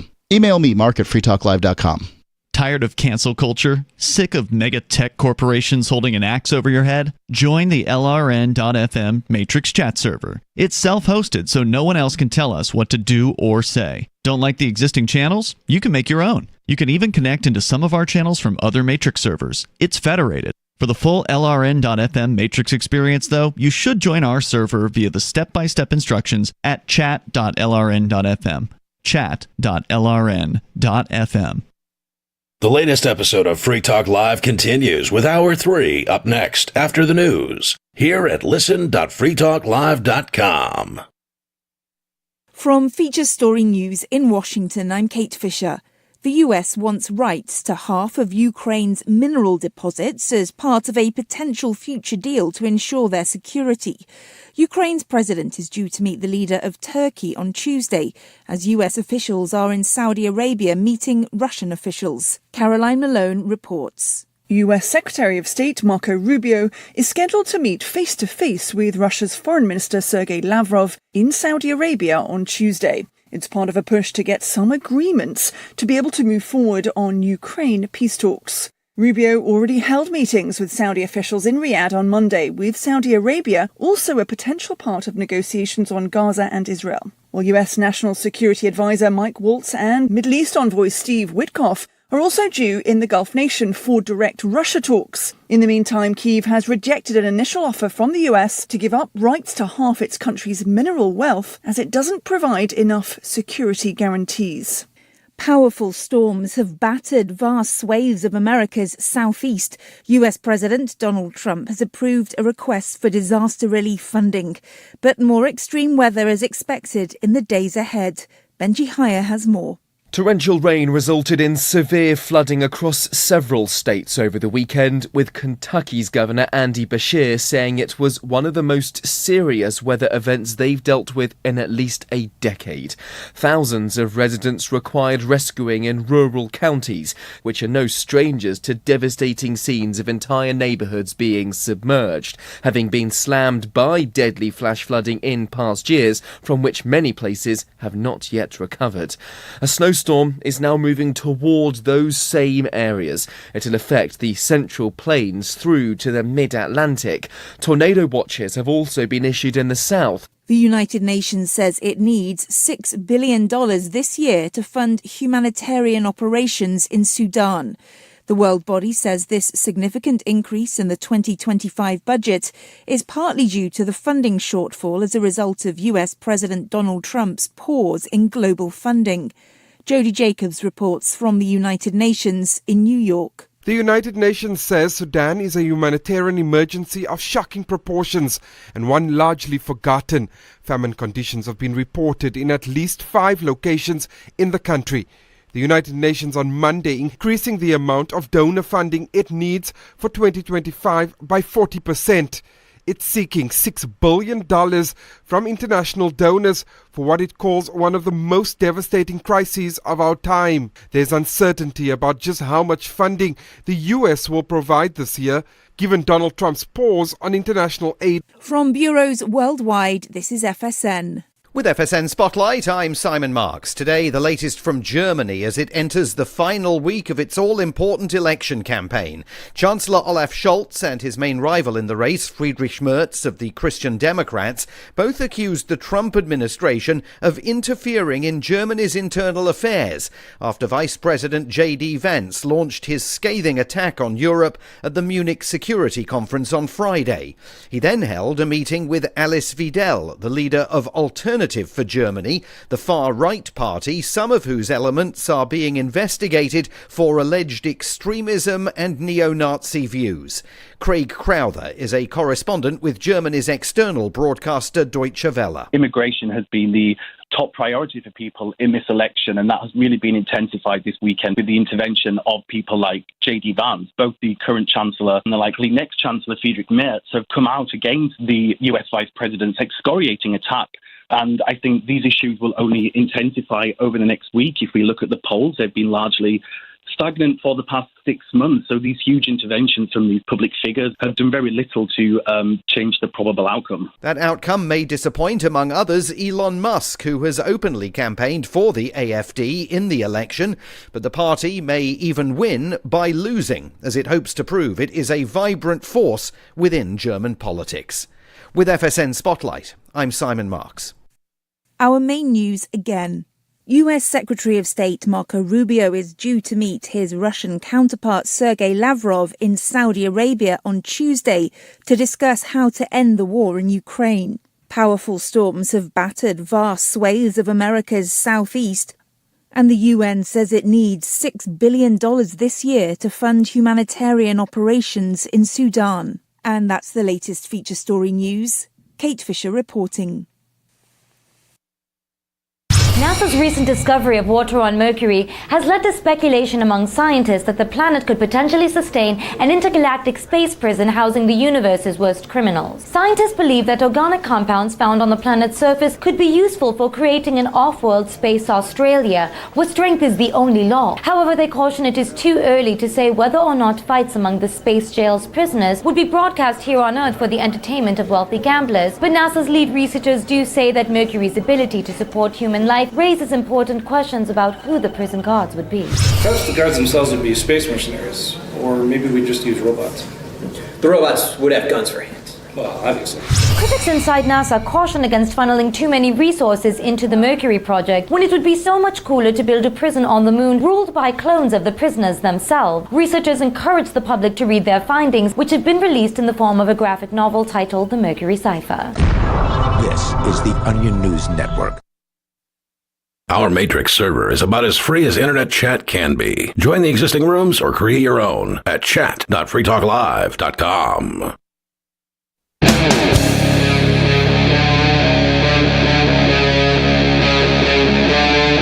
Free Talk Live.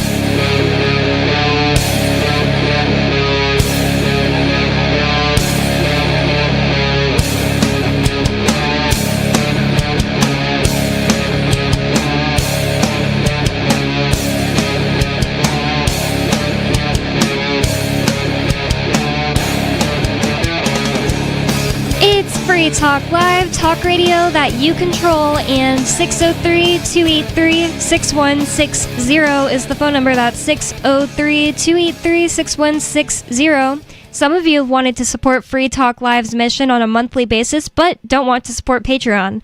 Now we have an alternative that also helps our premier streaming platform, Odyssey. Visit video.freetalklive.com and click join at the top of the channel. You can subscribe for $5 per month, and unlike other subscription services, Odyssey adds their processing fee on top, so it will cost a little over $5 per month, but Free Talk Live will receive the entire amount you pledged. Higher donation tiers are available if you are feeling so inspired. You'll get a membership badge that is visible in the Odyssey chat room, and we've actually made it members only already. That ad I was reading says we might make it members only, but we already have. We have a bunch of people on the line right now, and your hosts tonight on Free Talk Live are Bonnie. Riley. Oh, sorry, I didn't unmute you. So you've got me, Bonnie. Riley. And Stu. And we have, correct me if I get this wrong, we have Payman Mataheda. Is that how you say it? Yes. Nice. Paymon, everybody called me for short. Paymon, okay. So we have you on the line, and you're from freedomlawschool.org.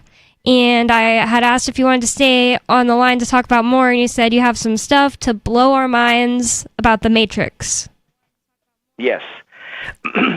So the thing people got to recognize is that, again, we all been a Gulliver nation that allowed ourselves to be slowly roped in by these little bureaucrats in the government who are minions of the big banks and corporations and powerful other special interests that really control the system. And all the candidates for presidents were all either crooks criminals like the Bushes, like the Obamas, like the Clintons. The last two that were not crooks were Reagan, Carter, and Nixon. Perhaps they were not libertarians, but they're not outright crooks. Johnson, all these guys were all crooks. Yep. So I agree with. People are waking up and realizing that we got to do something about this out-of-control monster.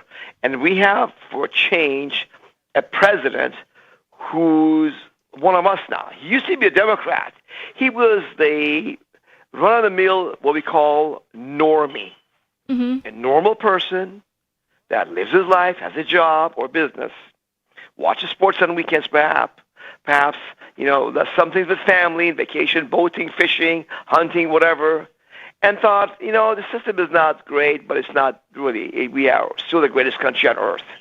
They didn't realize how corrupt the system has become.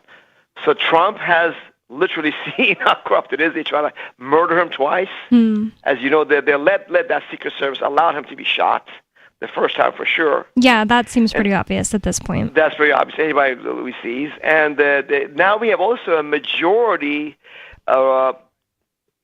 constitutionalists on the Supreme Court, which we haven't had since late 30s when that crooked Franklin Roosevelt packed the U.S. Supreme Court with corrupt socialists like himself for decades, and Eisenhower, others, followed that suit. So we got 3 solid constitutionalists on there and 3 moderate constitutionalists on there, and Trump hopefully will be able to add more to that equation. So we're not like Brazil, who is a lost cause, unfortunately. Australia is a lost cause.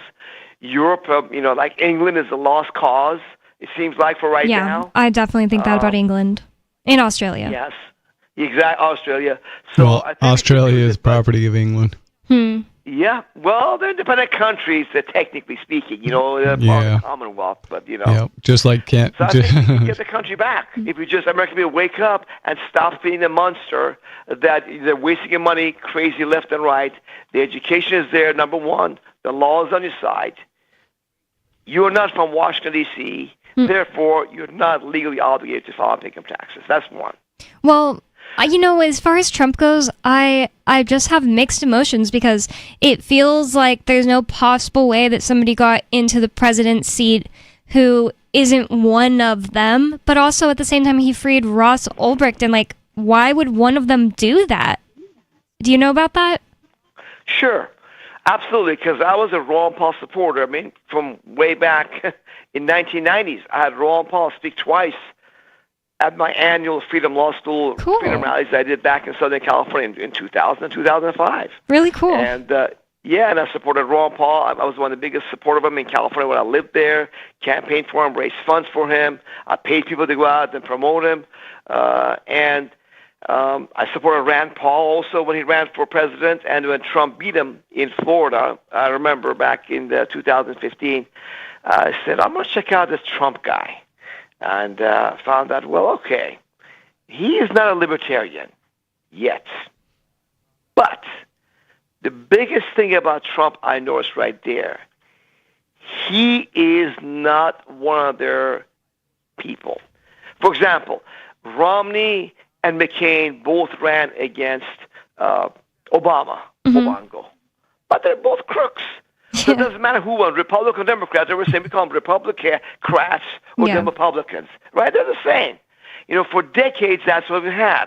They're the same. No matter which party got elected, they were the same. Yeah, one year they even ran a bonesman against another bonesman. Yeah, that was in 2004. Who? Bush and Kerry. John Kerry, yeah. Yeah, but Trump was an outsider. And I'm not sure about that.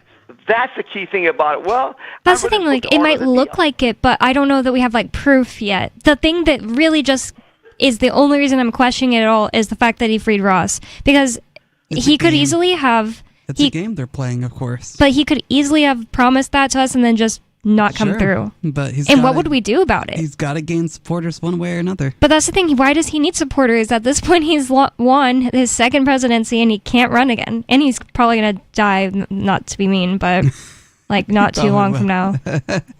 He has a very unhealthy diet. Honestly, it genuinely blows my mind. I didn't really expect it. I was trying to hold on to hope. And then he freed Ross Ulbricht, something that is just a symbol of their power. They were they specifically told us that they put Ross Ulbricht behind bars because they wanted to send a message to people. They specifically said that. They also said that his libertarian values were part of the reason why she put him there. I think that was Catherine Forrest that said that. That because of his libertarian values, she knew that he wasn't actually sorry. So that's another reason she put Ross Ulbricht in prison for life. Why would Trump undo that? It seems insane. It seems like something they just wouldn't do. And then the other stuff that kind of makes me question is, and the thing is, I'm not saying this is concrete proof that Trump is not one of them, but it just makes me wonder, is stuff like today. He retweeted Javier Milei while Javier Milei was tweeting about how he's brought inflation down a bunch there. And he wrote, like, he who helps his countrymen breaks no law. That's what Trump wrote, and he was retweeting Javier Milei, an open ANCAP president of Argentina. And I don't know, I'm not saying it's concrete evidence. I feel like there has to be something a bit different with this person.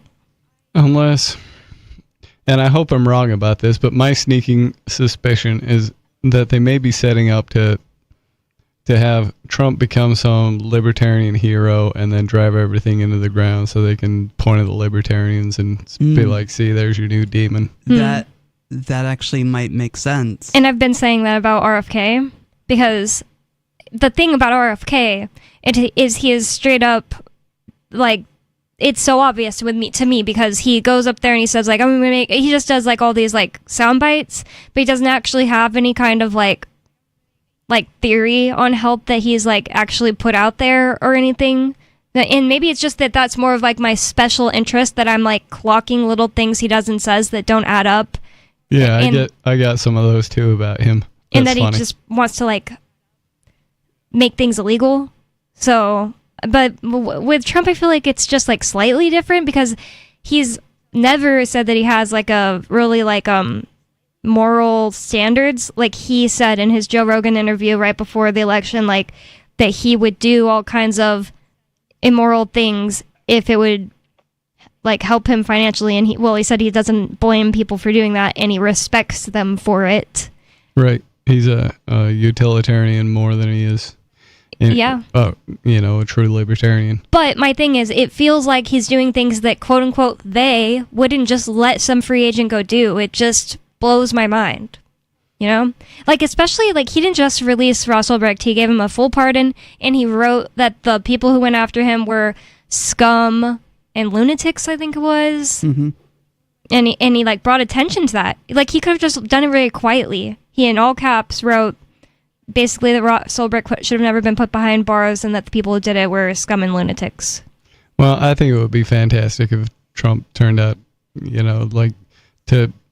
if it turned out that Trump found an impetus to help America regain some freedom, I would not complain about that at all. He just still has some convincing to do for me that he's not an insider, since his uncle works for the FBI and was in charge of the team that went and rounded up Tesla's papers after he died. So yeah, his family is suspicious. That's kind of a big deal, and they always run these things in families. So. Mm-hmm.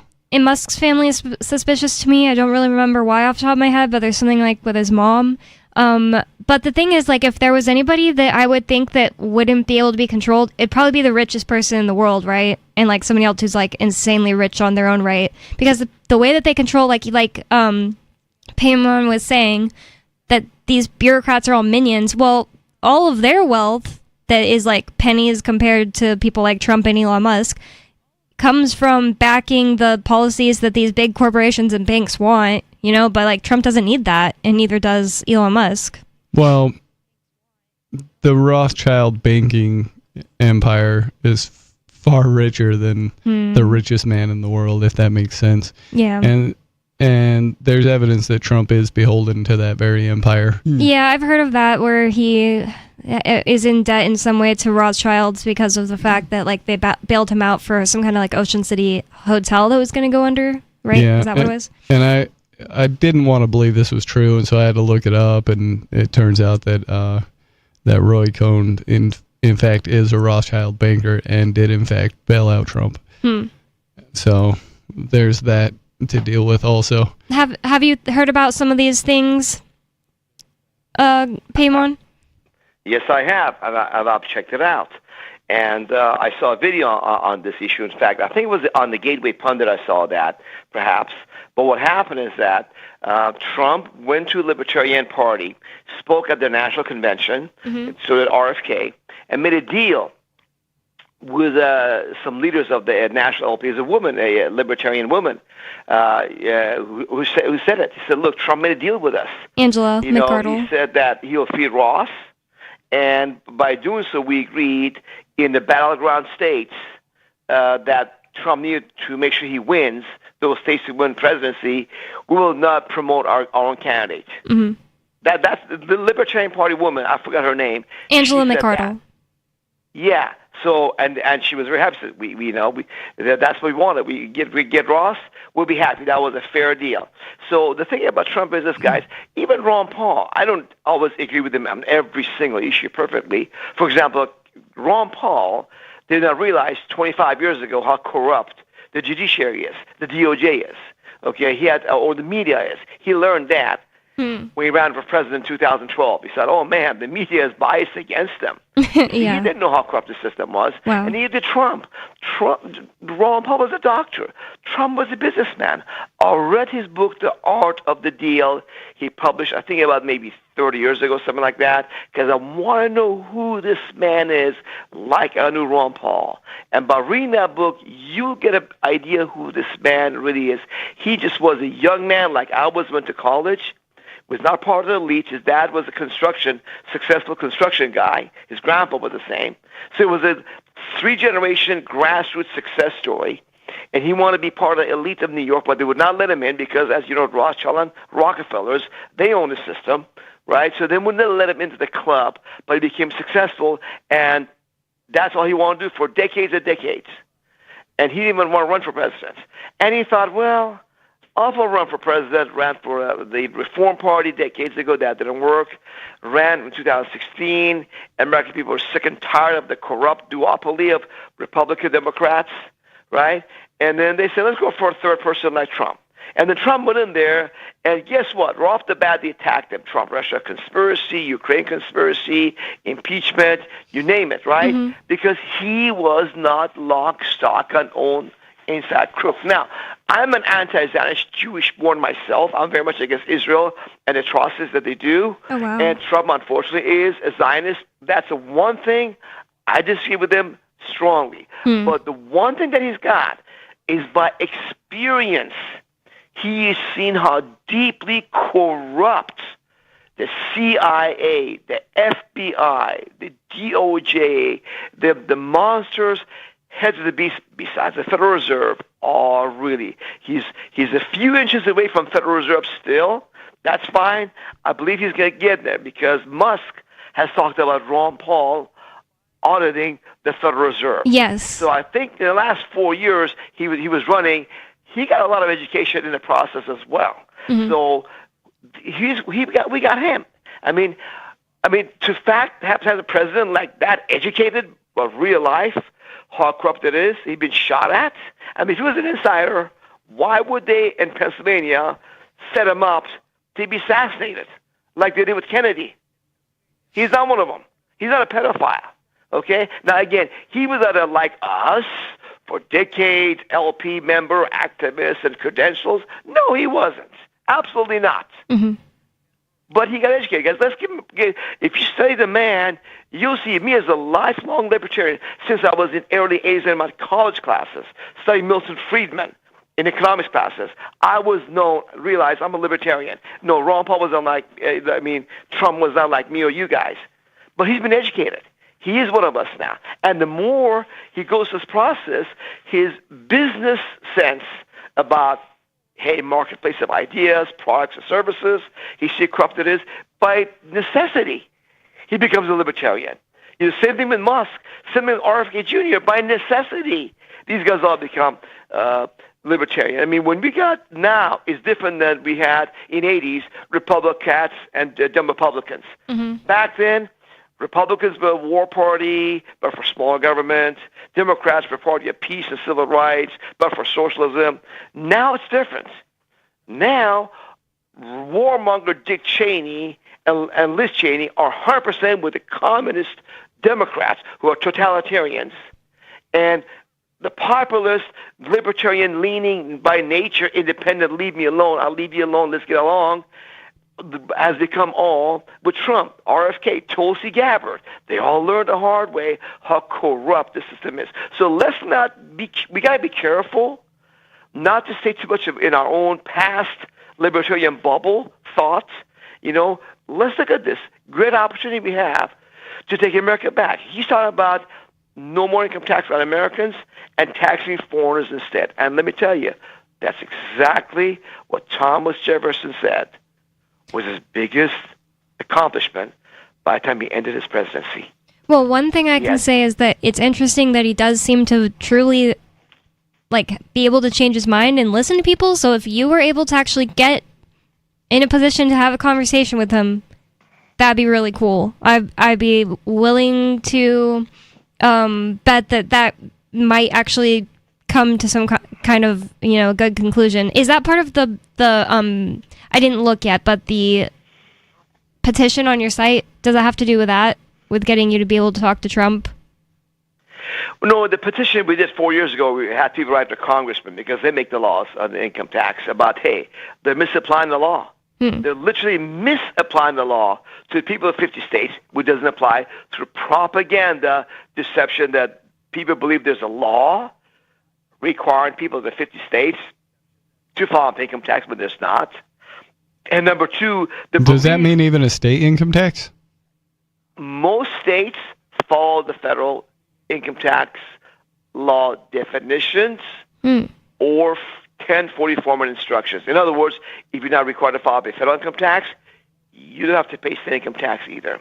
So New Jersey, Pennsylvania, Alabama, Mississippi, and Louisiana are the only states which are countries in this union, have their own separate, independent of federal law.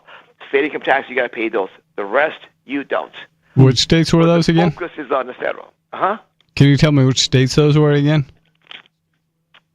The ones that you do have to pay income tax in those states that do not follow federal law definitions or 1040 form are Pennsylvania, New Jersey, Alabama, Mississippi, and Louisiana. And that's because they've written in their own tax code separate from the IRS, and the rest of them are just using IRS code? That's right. Okay. Wow, interesting.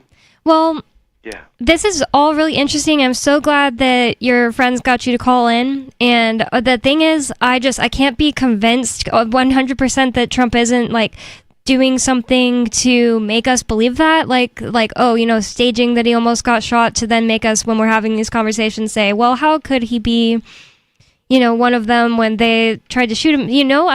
I can't say 100%, but I still think that it's really cool that you go out there and you have these conversations and spread your information in your site, freedomlawschool.org, to people so that people can learn this stuff. And I really think that, I don't know, he seems to be able to listen to people. Vivek Ramaswamy is the one that told him about Ross, I think that it was. He met with Javier Milei, and he told Milei that he wants to do things the way he is doing it. And honestly, he genuinely is. It's not like he just gave lip service to that. Yeah, he called Ross's mother personally. Yeah. So that's crazy. Yeah, and I don't know. I couldn't picture a Democrat politician doing something like that. Unless I couldn't either. I can think that possibly Trump might have just been close enough to an insider to get into that position. Yeah. And with his recently gained knowledge of how things work, I could see him changing his mind and becoming controlled opposition, maybe. Becoming truly a voice for freedom. He could be. And thank you so much for the call, and we do hope that you call back in more with more stuff going on. We just have other callers to get to. Yes, thank you very much for your service. Thank you. It was interesting, and do call again. Yes, and I hope that other people go and check out your site, sign the petition. I'm going to check them out after the show. But one of the things that I also wanted to say was I thought, oh yeah, so he's also given lip service, Trump, so far. He's kind of created whispers that he would get rid of the Department of Education. Wait, is that what it's called? Department of Education? If he does that... That makes me drool. That is another one that's like, how could any actual insider just decide to do that? That would almost solidify it for me. Thank you so much for the call. More Free Talk Live coming up. Don't go anywhere. It's Free Talk Live. Uncovering the secrets and exposing the lies. That's what the readers of freedomsphoenix.com get every day. freedomsphoenix.com, constantly providing the information, the real news about government policies, and the real relationship we all have with the coercive government. The real condition of the economy, innovations in technology, breakthroughs in energy, health, and computer science. Learn the truth well before it's admitted to in the lamestream media. The corporate media, nothing more than distributors of government propaganda, but now there's an alternative. freedomsphoenix.com. Constant news updates on the issues that affect your life in the most important ways. With liberty and property under constant attack, freedomsphoenix.com provides the understanding behind the propaganda, and it encourages the participation of its readers. Go to freedomsphoenix.com. That's freedoms with an S, phoenix.com. freedomsphoenix.com. The revolution between the ears has already happened. From Feature Story News in Washington, I'm Kate Fisher. The US wants rights to half of Ukraine's mineral deposits as part of a potential future deal to ensure their security.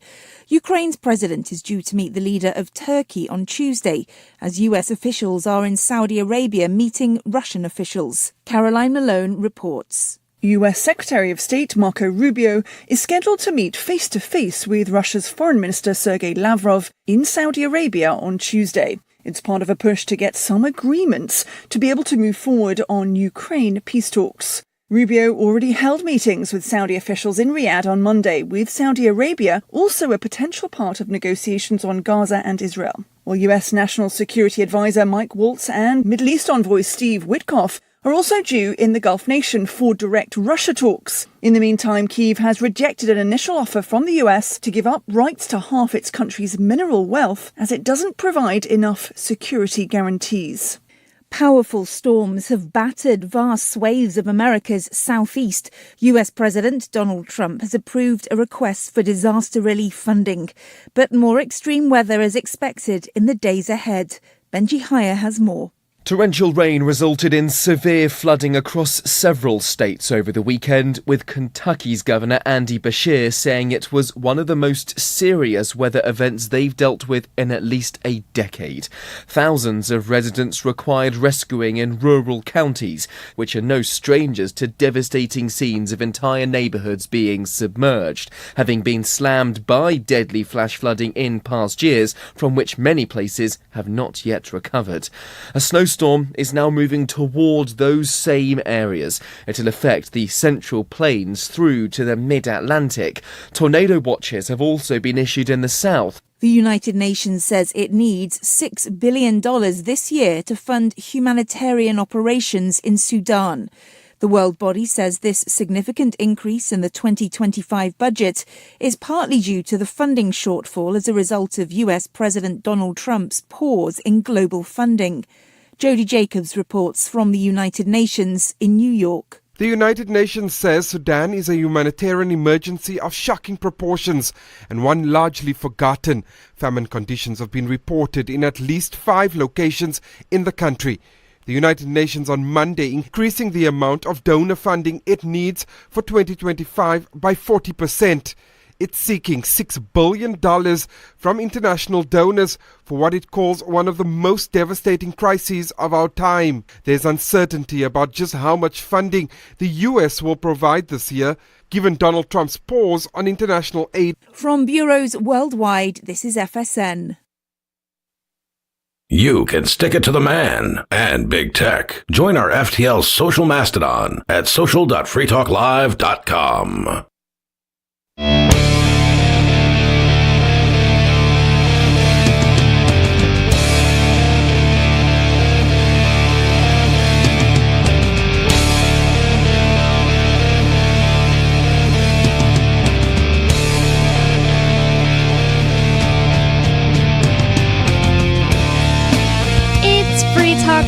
talk radio that you control, and 603-283-6160 is the number to call to get in on this last segment of the show tonight.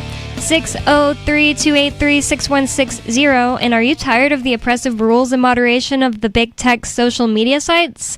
Our Mastodon server at social.freetalklive.com can set you free. You know, I gotta say, I haven't been, what's the word, like, shadow ban, or like banned from talking on Twitter ever since he's turned it to X.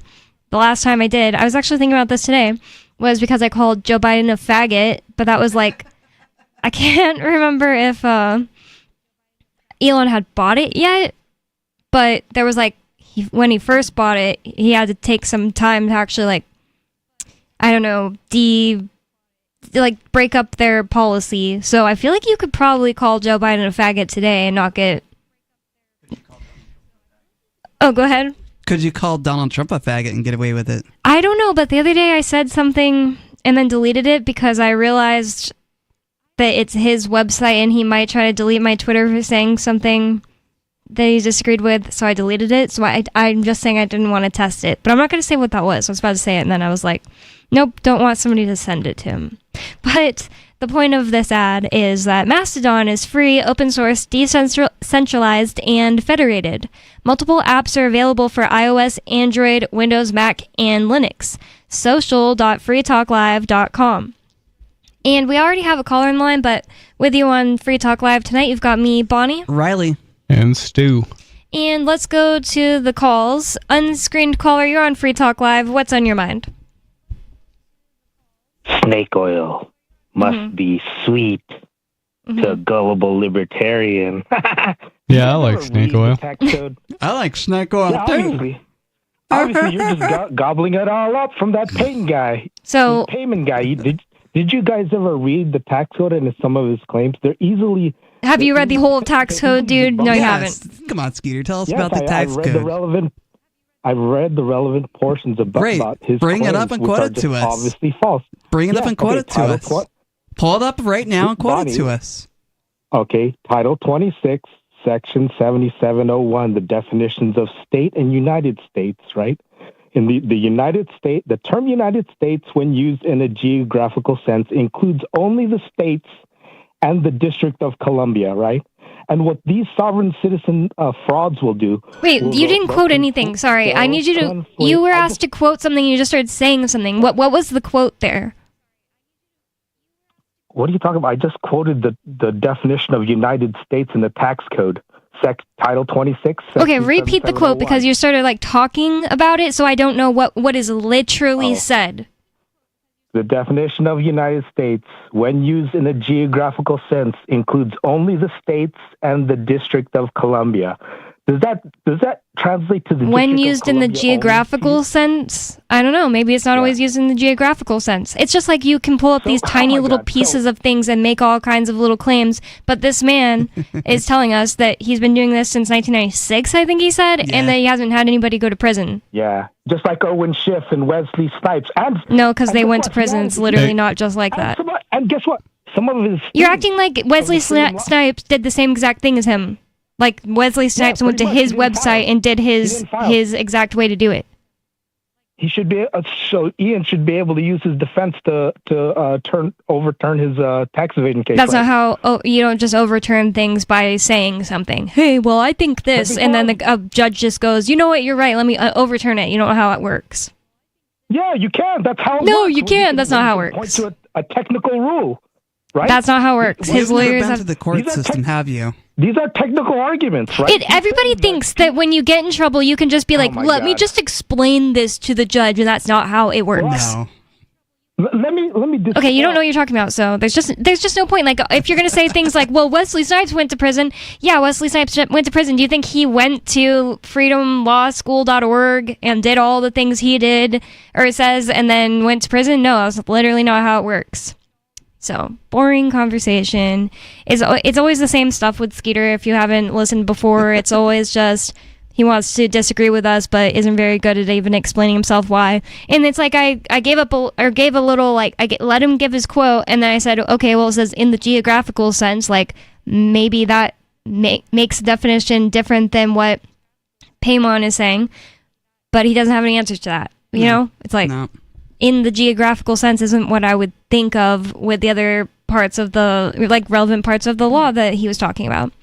Well, we don't have any other callers on the line right now, but I did want to talk about this story from the Wall Street Journal that says how... A reputable news source. Yes, it says how Trump's sweeping expulsions have thrown the FBI into chaos, which is just amazing. It says firings at the Justice Department and FBI herald revenge. Oh my god, like they're always saying like, oh my god, Trump just wants revenge. It's like, so who cares if he even does? But politicians do this stuff all the time. And it also doesn't make it not right. Like, he went after for, like, or by the government just throwing their power around, and it really wasn't right what happened to him any more than it was right all the things that the FBI does to other people. Right.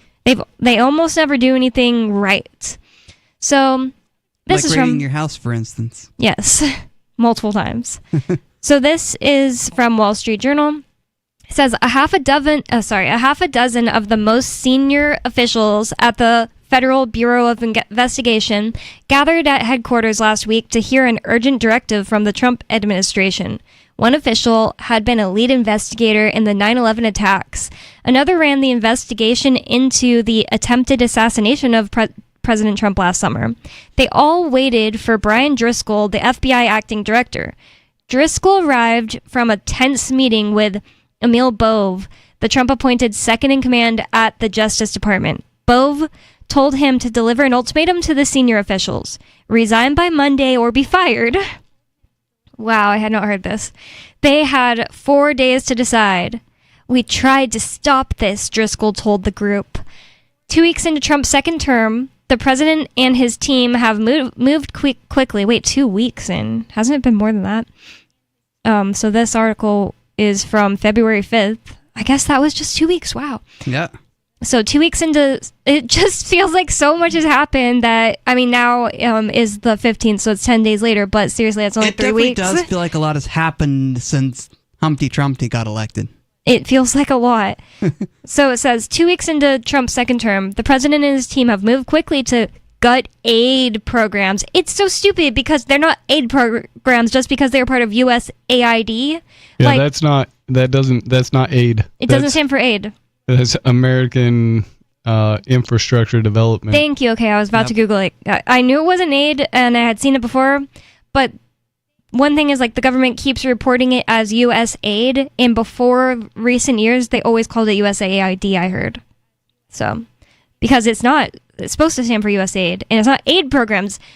Sending people to teach the people of El Salvador about gender theory isn't aiding anyone. It's very strange that the government was funding stuff like that. It's just United States government welfare that, politicians threw around to, make people across the world feel good. Well, welfare, but also stuff like just wanting to destabilize countries by doing things like changing their culture. And how does that keep America safe? Or it doesn't. Why do Americans want to pay for that? Like, we don't. Well, you got to have, CIA doing coups in other countries to be safe, obviously. Yep, I feel so safe that there's a war in Ukraine and a war in Israel because of us. Me too. Partially, at least. I'm very much more safe than I was 10 years ago. I hate that I said us, but I haven't done that in a while. It's more because of the CIA. Yeah. Feels very safe to have people doing things and saying it's in your name. Yeah. Very unpopular things that'll probably get people when I was mad a at kid, you. I remember hearing all the time on like Fox News about, there was this like protest in the Middle East in some country this week, and they were holding up signs that said "Death to all Americans," and I'd be like, "Oh my God, that's so scary! Those people are just like demonic freaks." But if you think about it, they just watched their dad and grandpa and friends get killed in front of them under your name. So what are they supposed to think? Yep. They're supposed to think that America's the land of the free and the home of the brave, don't you know? dropping bombs of freedom on them. Oh, absolutely. Drop the bombs of freedom. The more bombs of freedom we'll drop on Iraq or Iran is going to make everybody want freedom. Except it doesn't. Yeah. Yep. We already discussed blowback in the first segment. And like tons of, imagine how many terrorists have been created because they are on a vendetta because they watched their family members get killed by the United States. That doesn't make us any safer. It makes us less safe. It doesn't. So they said 2 weeks into Trump's second term, the president and his team have moved quickly to gut aid programs, kill diversity initiatives, and push out civil servants, aka bureaucrats, by the thousands. Yeah, I call those parasites. Yeah, civil parasites.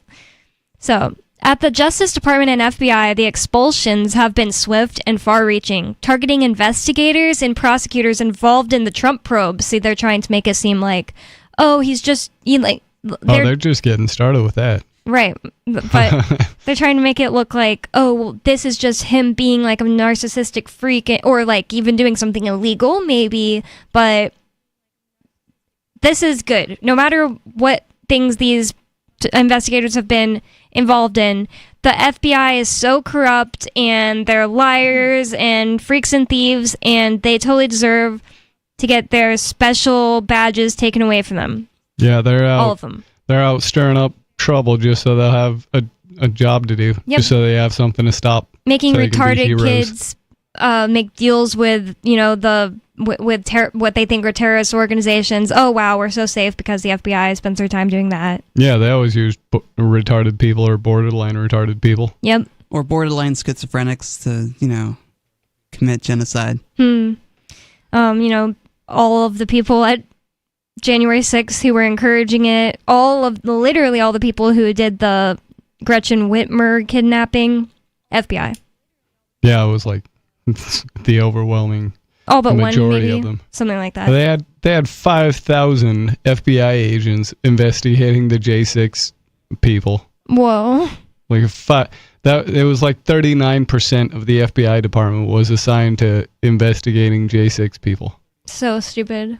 And it's like, wow, they put that much, care into investigating something that kind of scared their people, but there's all kinds of stuff that goes on where people in the United States are like, well, I got my, son or something got murdered by this man, and it turns out he had people calling the police on him all the time and saying, hey, this guy acts weird, and a lot of people use that kind of situation as a reason to call for more policing. I'm not saying that. I feel like that is so often a conclusion. It's more like a point that the situation we have right now, where we have unaccountable to us bureaucratic parasites running policing and investigations and having the power to do anything about people who are violent, well, it obviously doesn't work. It doesn't work out. It doesn't make us more safe. They're spending time, like 5,000 of them, investigating, the Congress people had to be scared for an hour. Right, during the BLM riots, so there was, far more violence and damage than what happened at the Capitol on January 6th, but that's a really good they point. Didn't go assigning, thousands of agents to investigate that, did they? Yeah, just the ones that investigated Kyle Rittenhouse. That's his name? Rittenhouse. Rittenhouse, there we go. It sounded wrong somehow. So they said more than 2 dozen senior career officials across both agencies and dozens more prosecutors have been pushed out.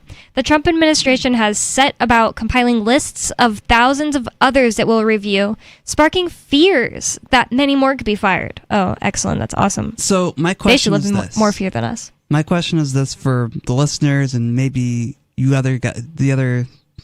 and Stu, is Trump is pushing out these people. My question is he going to replace them with his cronies, or is he just going to leave their positions empty? My hope is that he just leaves their positions empty and doesn't hire any more people. Yeah, that's my hope, but my guess is the other. Yeah. Because like a lot of this USAID stuff got just rolled over in the State Department. Yeah. So it's also really hard to figure out like what was coming out from USAID. Like me and my friend were talking about it every day. It paid to make coronavirus. Oh. So there's that. I hadn't heard that one. Like, me and my friend were, like, Googling a lot, and I ran into the Tucker Carlson interview of, man, I forgot his name, but the guy who had been saying he was, like, out there trying to warn people about USAID. And he was just, like, went on for a long time about how he was sad that this might make people lose faith in the United States. I was like, ew. He didn't really, like, I just wanted somebody to give me a list of things that have been found, you know? Yeah. They were making it really hard to find. Well, I knew about USAID funding the Wuhan Lab of Technology to do gain-of-function research on novel coronavirus, and, you know, like, I knew all about that as soon as, like, I don't know, what, 5 years ago. That's... Like that came out, or you were saying you suspected it? It was in the news. Oh. Like, you could look, it's just, you know, mainstream wasn't talking about it, but you could go and find all that stuff. It was all right there. Yeah. I mean, I heard that it was, like, basically came out and was, like, proven that the United States government caused the Wuhan lab leak and everything. But I think the thing was, like, I wasn't really, like, familiar with the term USAID back then, and a lot of the times... Well, that's because the USAID granted money to another, like, 5-letter agency. I forgot what they were called, and then NIH. Because that's the thing I was about to say. Anytime, like, there's something that's just letters. I think it did go straight to NIH, and then it went to yet another one, and they sent the money over to Wuhan. So yeah. Even if I heard that exact thing, I feel like it goes, like, in one ear and right out the other, because people, like, use just, like, letters to say things all the time. I think it was NAIDS. Yeah, I've heard of that one. I don't know what the heck that is. I don't either. Yeah, I think that was the third level that they had to use for separation to get it. to make it so that people weren't looking at it. But right away, there were emails leaked between Daszak and Fauci, talking about how they needed to, you know, push one story and squash the other, and, like, they totally knew exactly what happened. Wow. They were just directing a narrative. I also never read The Real Anthony Fauci or anything like that. Did you guys? No. So maybe this article is going to say, like, what he plans to do. I know that he put that guy Kash Patel in charge of, like, running the FBI, and I have no clue, like, is that a good person? What's he like? I haven't, like, tried to look into it. Have you guys? I haven't either. I don't know who this guy is. Not too much. It sounds like, though, that he wants to make the FBI accountable and do their job right or something. Interesting. But to me, that would look like no more FBI. Yeah, delete them. Yeah, right. So it says, the administration has also signaled it would shift more of the FBI's 38,000 agents, analysts, and technical experts to illegal immigration, which traditionally held a limited role for the Bureau. Yeah, I don't really like that either. I don't like it either. Because what happens when they want to control the flow going the other way? Yeah, going out. That's one thing that I've already been scared about with, like, with Trump getting Canada and Mexico to, like, comply with all of his stuff he's doing. It's like, well, now we have 2 extra giant countries if we wanted to, like, escape, you know? Mm-hmm. If they're going to be complying. Yep, got to go a lot farther then. Years and years ago, there was talk about this North American Union that was, at least I know Alex Jones had talked about, where there would be this union between United States, Canada, and Mexico, and there would be this one country currency called the Amero. Sounds scary. Does anyone ever know what happened to that whole story? I remember hearing that story, but... It still sounds plausible, honestly. I wouldn't even be surprised if it's just like they put it on the back burner for a while to bring it back up now that they've got, like, a populist movement. Oh yeah, maybe Trump's trying to create the North American Union and bring about the Amero. I mean, he wants to call Greenland, which is part of North America, the red, white, and blue land. Mm-hmm. So silly. It is silly. It's ridiculous. It's too long. There shouldn't be a comma in the name of a country. Yeah. An Oxford comma for that. Like, I didn't like that they even included it anyways. I don't like the Oxford comma. I feel like it's pointless. But anyways, it says, for the past decade, leaders at the FBI and Justice Department have concentrated on threats from overseas, including terrorism, cyber crimes, as well as Chinese and Russian espionage. and also just people selling Bitcoin to people who wanted to buy Bitcoin from them. Including, that was me adding, but now back to the article. It says, including the vast Salt Typhoon hack of the U.S. telecom system attributed to Beijing and the Kremlin's escalating acts of sabotage. Oh my God, I'm so scared. I hope we get the FBI back. Thank you, Wall Street Journal. So it says, Kash Patel, Trump's pick to run the FBI, is expected to shrink the Bureau's counterintelligence and counterterrorism work, according to his aides. During a Senate confirmation hearing last week, Patel mentioned China only in passing and didn't speak about any threats from Russia. Wow, they just really want you to think that like your enemies are in China and Russia and couldn't possibly be here.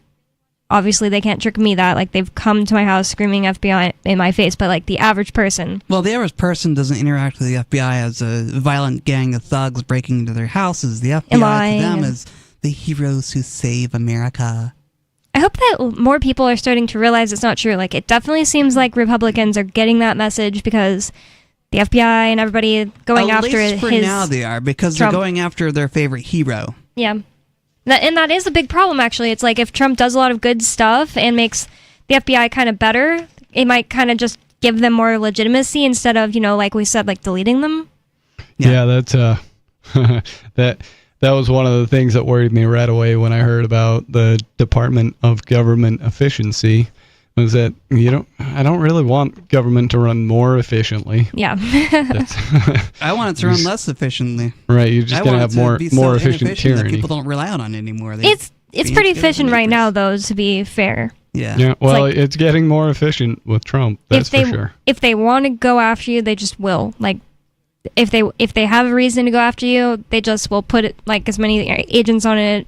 These freaks, like pencil pushing Karens who have like this insane amount of vigilance, and the word I'm looking for is like focus. Like they're probably all on Adderall, not even joking, because they can spend like weeks of their lives coming through your Facebook page and crap. I don't have it in the room with me, but I had applied to make the Shire Free Church's buildings in Keene tax-free, and of course the city of Keene said no. So I sued them. Well, they canceled my lawsuit because I didn't serve them correctly, which sucked. But I got also my paperwork in to appeal it to the Board of Tax and Land Appeals in Concord, and that was going to go through, but me and my lawyer decided that we were going to cancel it for this year and try again next year, and I don't want to go into my reasons for why, because that'd be kind of silly of me to do, but I'm glad I waited till the last minute to do it, because I got this giant folder in the mail of their discovery that they were going to send me, and it's like 3 inches thick of paper. Wow. And a bunch of it is like our Facebook posts and stuff like that. So wow. It's like, yeah, these people are freaks. And none of it is like, oh no, I'm looking at it like, oh no, they got me or anything like that. It's just like a normal post that says like Shire Free Church's Facebook post, and they're posting something like, Ron Paul was right, Yeah. Why would they want to go after your Facebook posts in order to claim you don't get a tax exempt status? Well, there are people, and this is just like New Hampshire bureaucrats. It's even worse than the United States bureaucrats, but they're just people who they get told somebody's a baddie, you go after them, they are on Adderall, and they can focus real hard and spend their whole day being just like, what's the word, like Karens, pencil pushers, looky-loos? Is that the word I'm looking for? Yeah, and they'll swamp you in bureaucratic Busy language bodies. and paperwork and, Yep. like conflicting appointment dates. Lawyer fees. Yep, anything they can do to trip you up. Yep. So it's been Free Talk Live. You can go to freetalklive.com for more. Definitely check out freedomlawschool.org. We had fun talking to that guy today. Thank you for listening. We'll be back live tomorrow. Peace. So the protection of life, liberty, and property is what the Free State Project is all about. But it's an effort to move 20,000 people who understand. It's about demonstrating to the entire country that, yeah, we can have a free market, a truly free market. Making it just a freer, great place to live. It's the world's largest voluntarist libertarian community, and it's only getting bigger. That's amazing, to be able to move to a place where other people passionately believe in being free and independent. What the Free State Project is managing to do, though, is to put their money where their mouth is.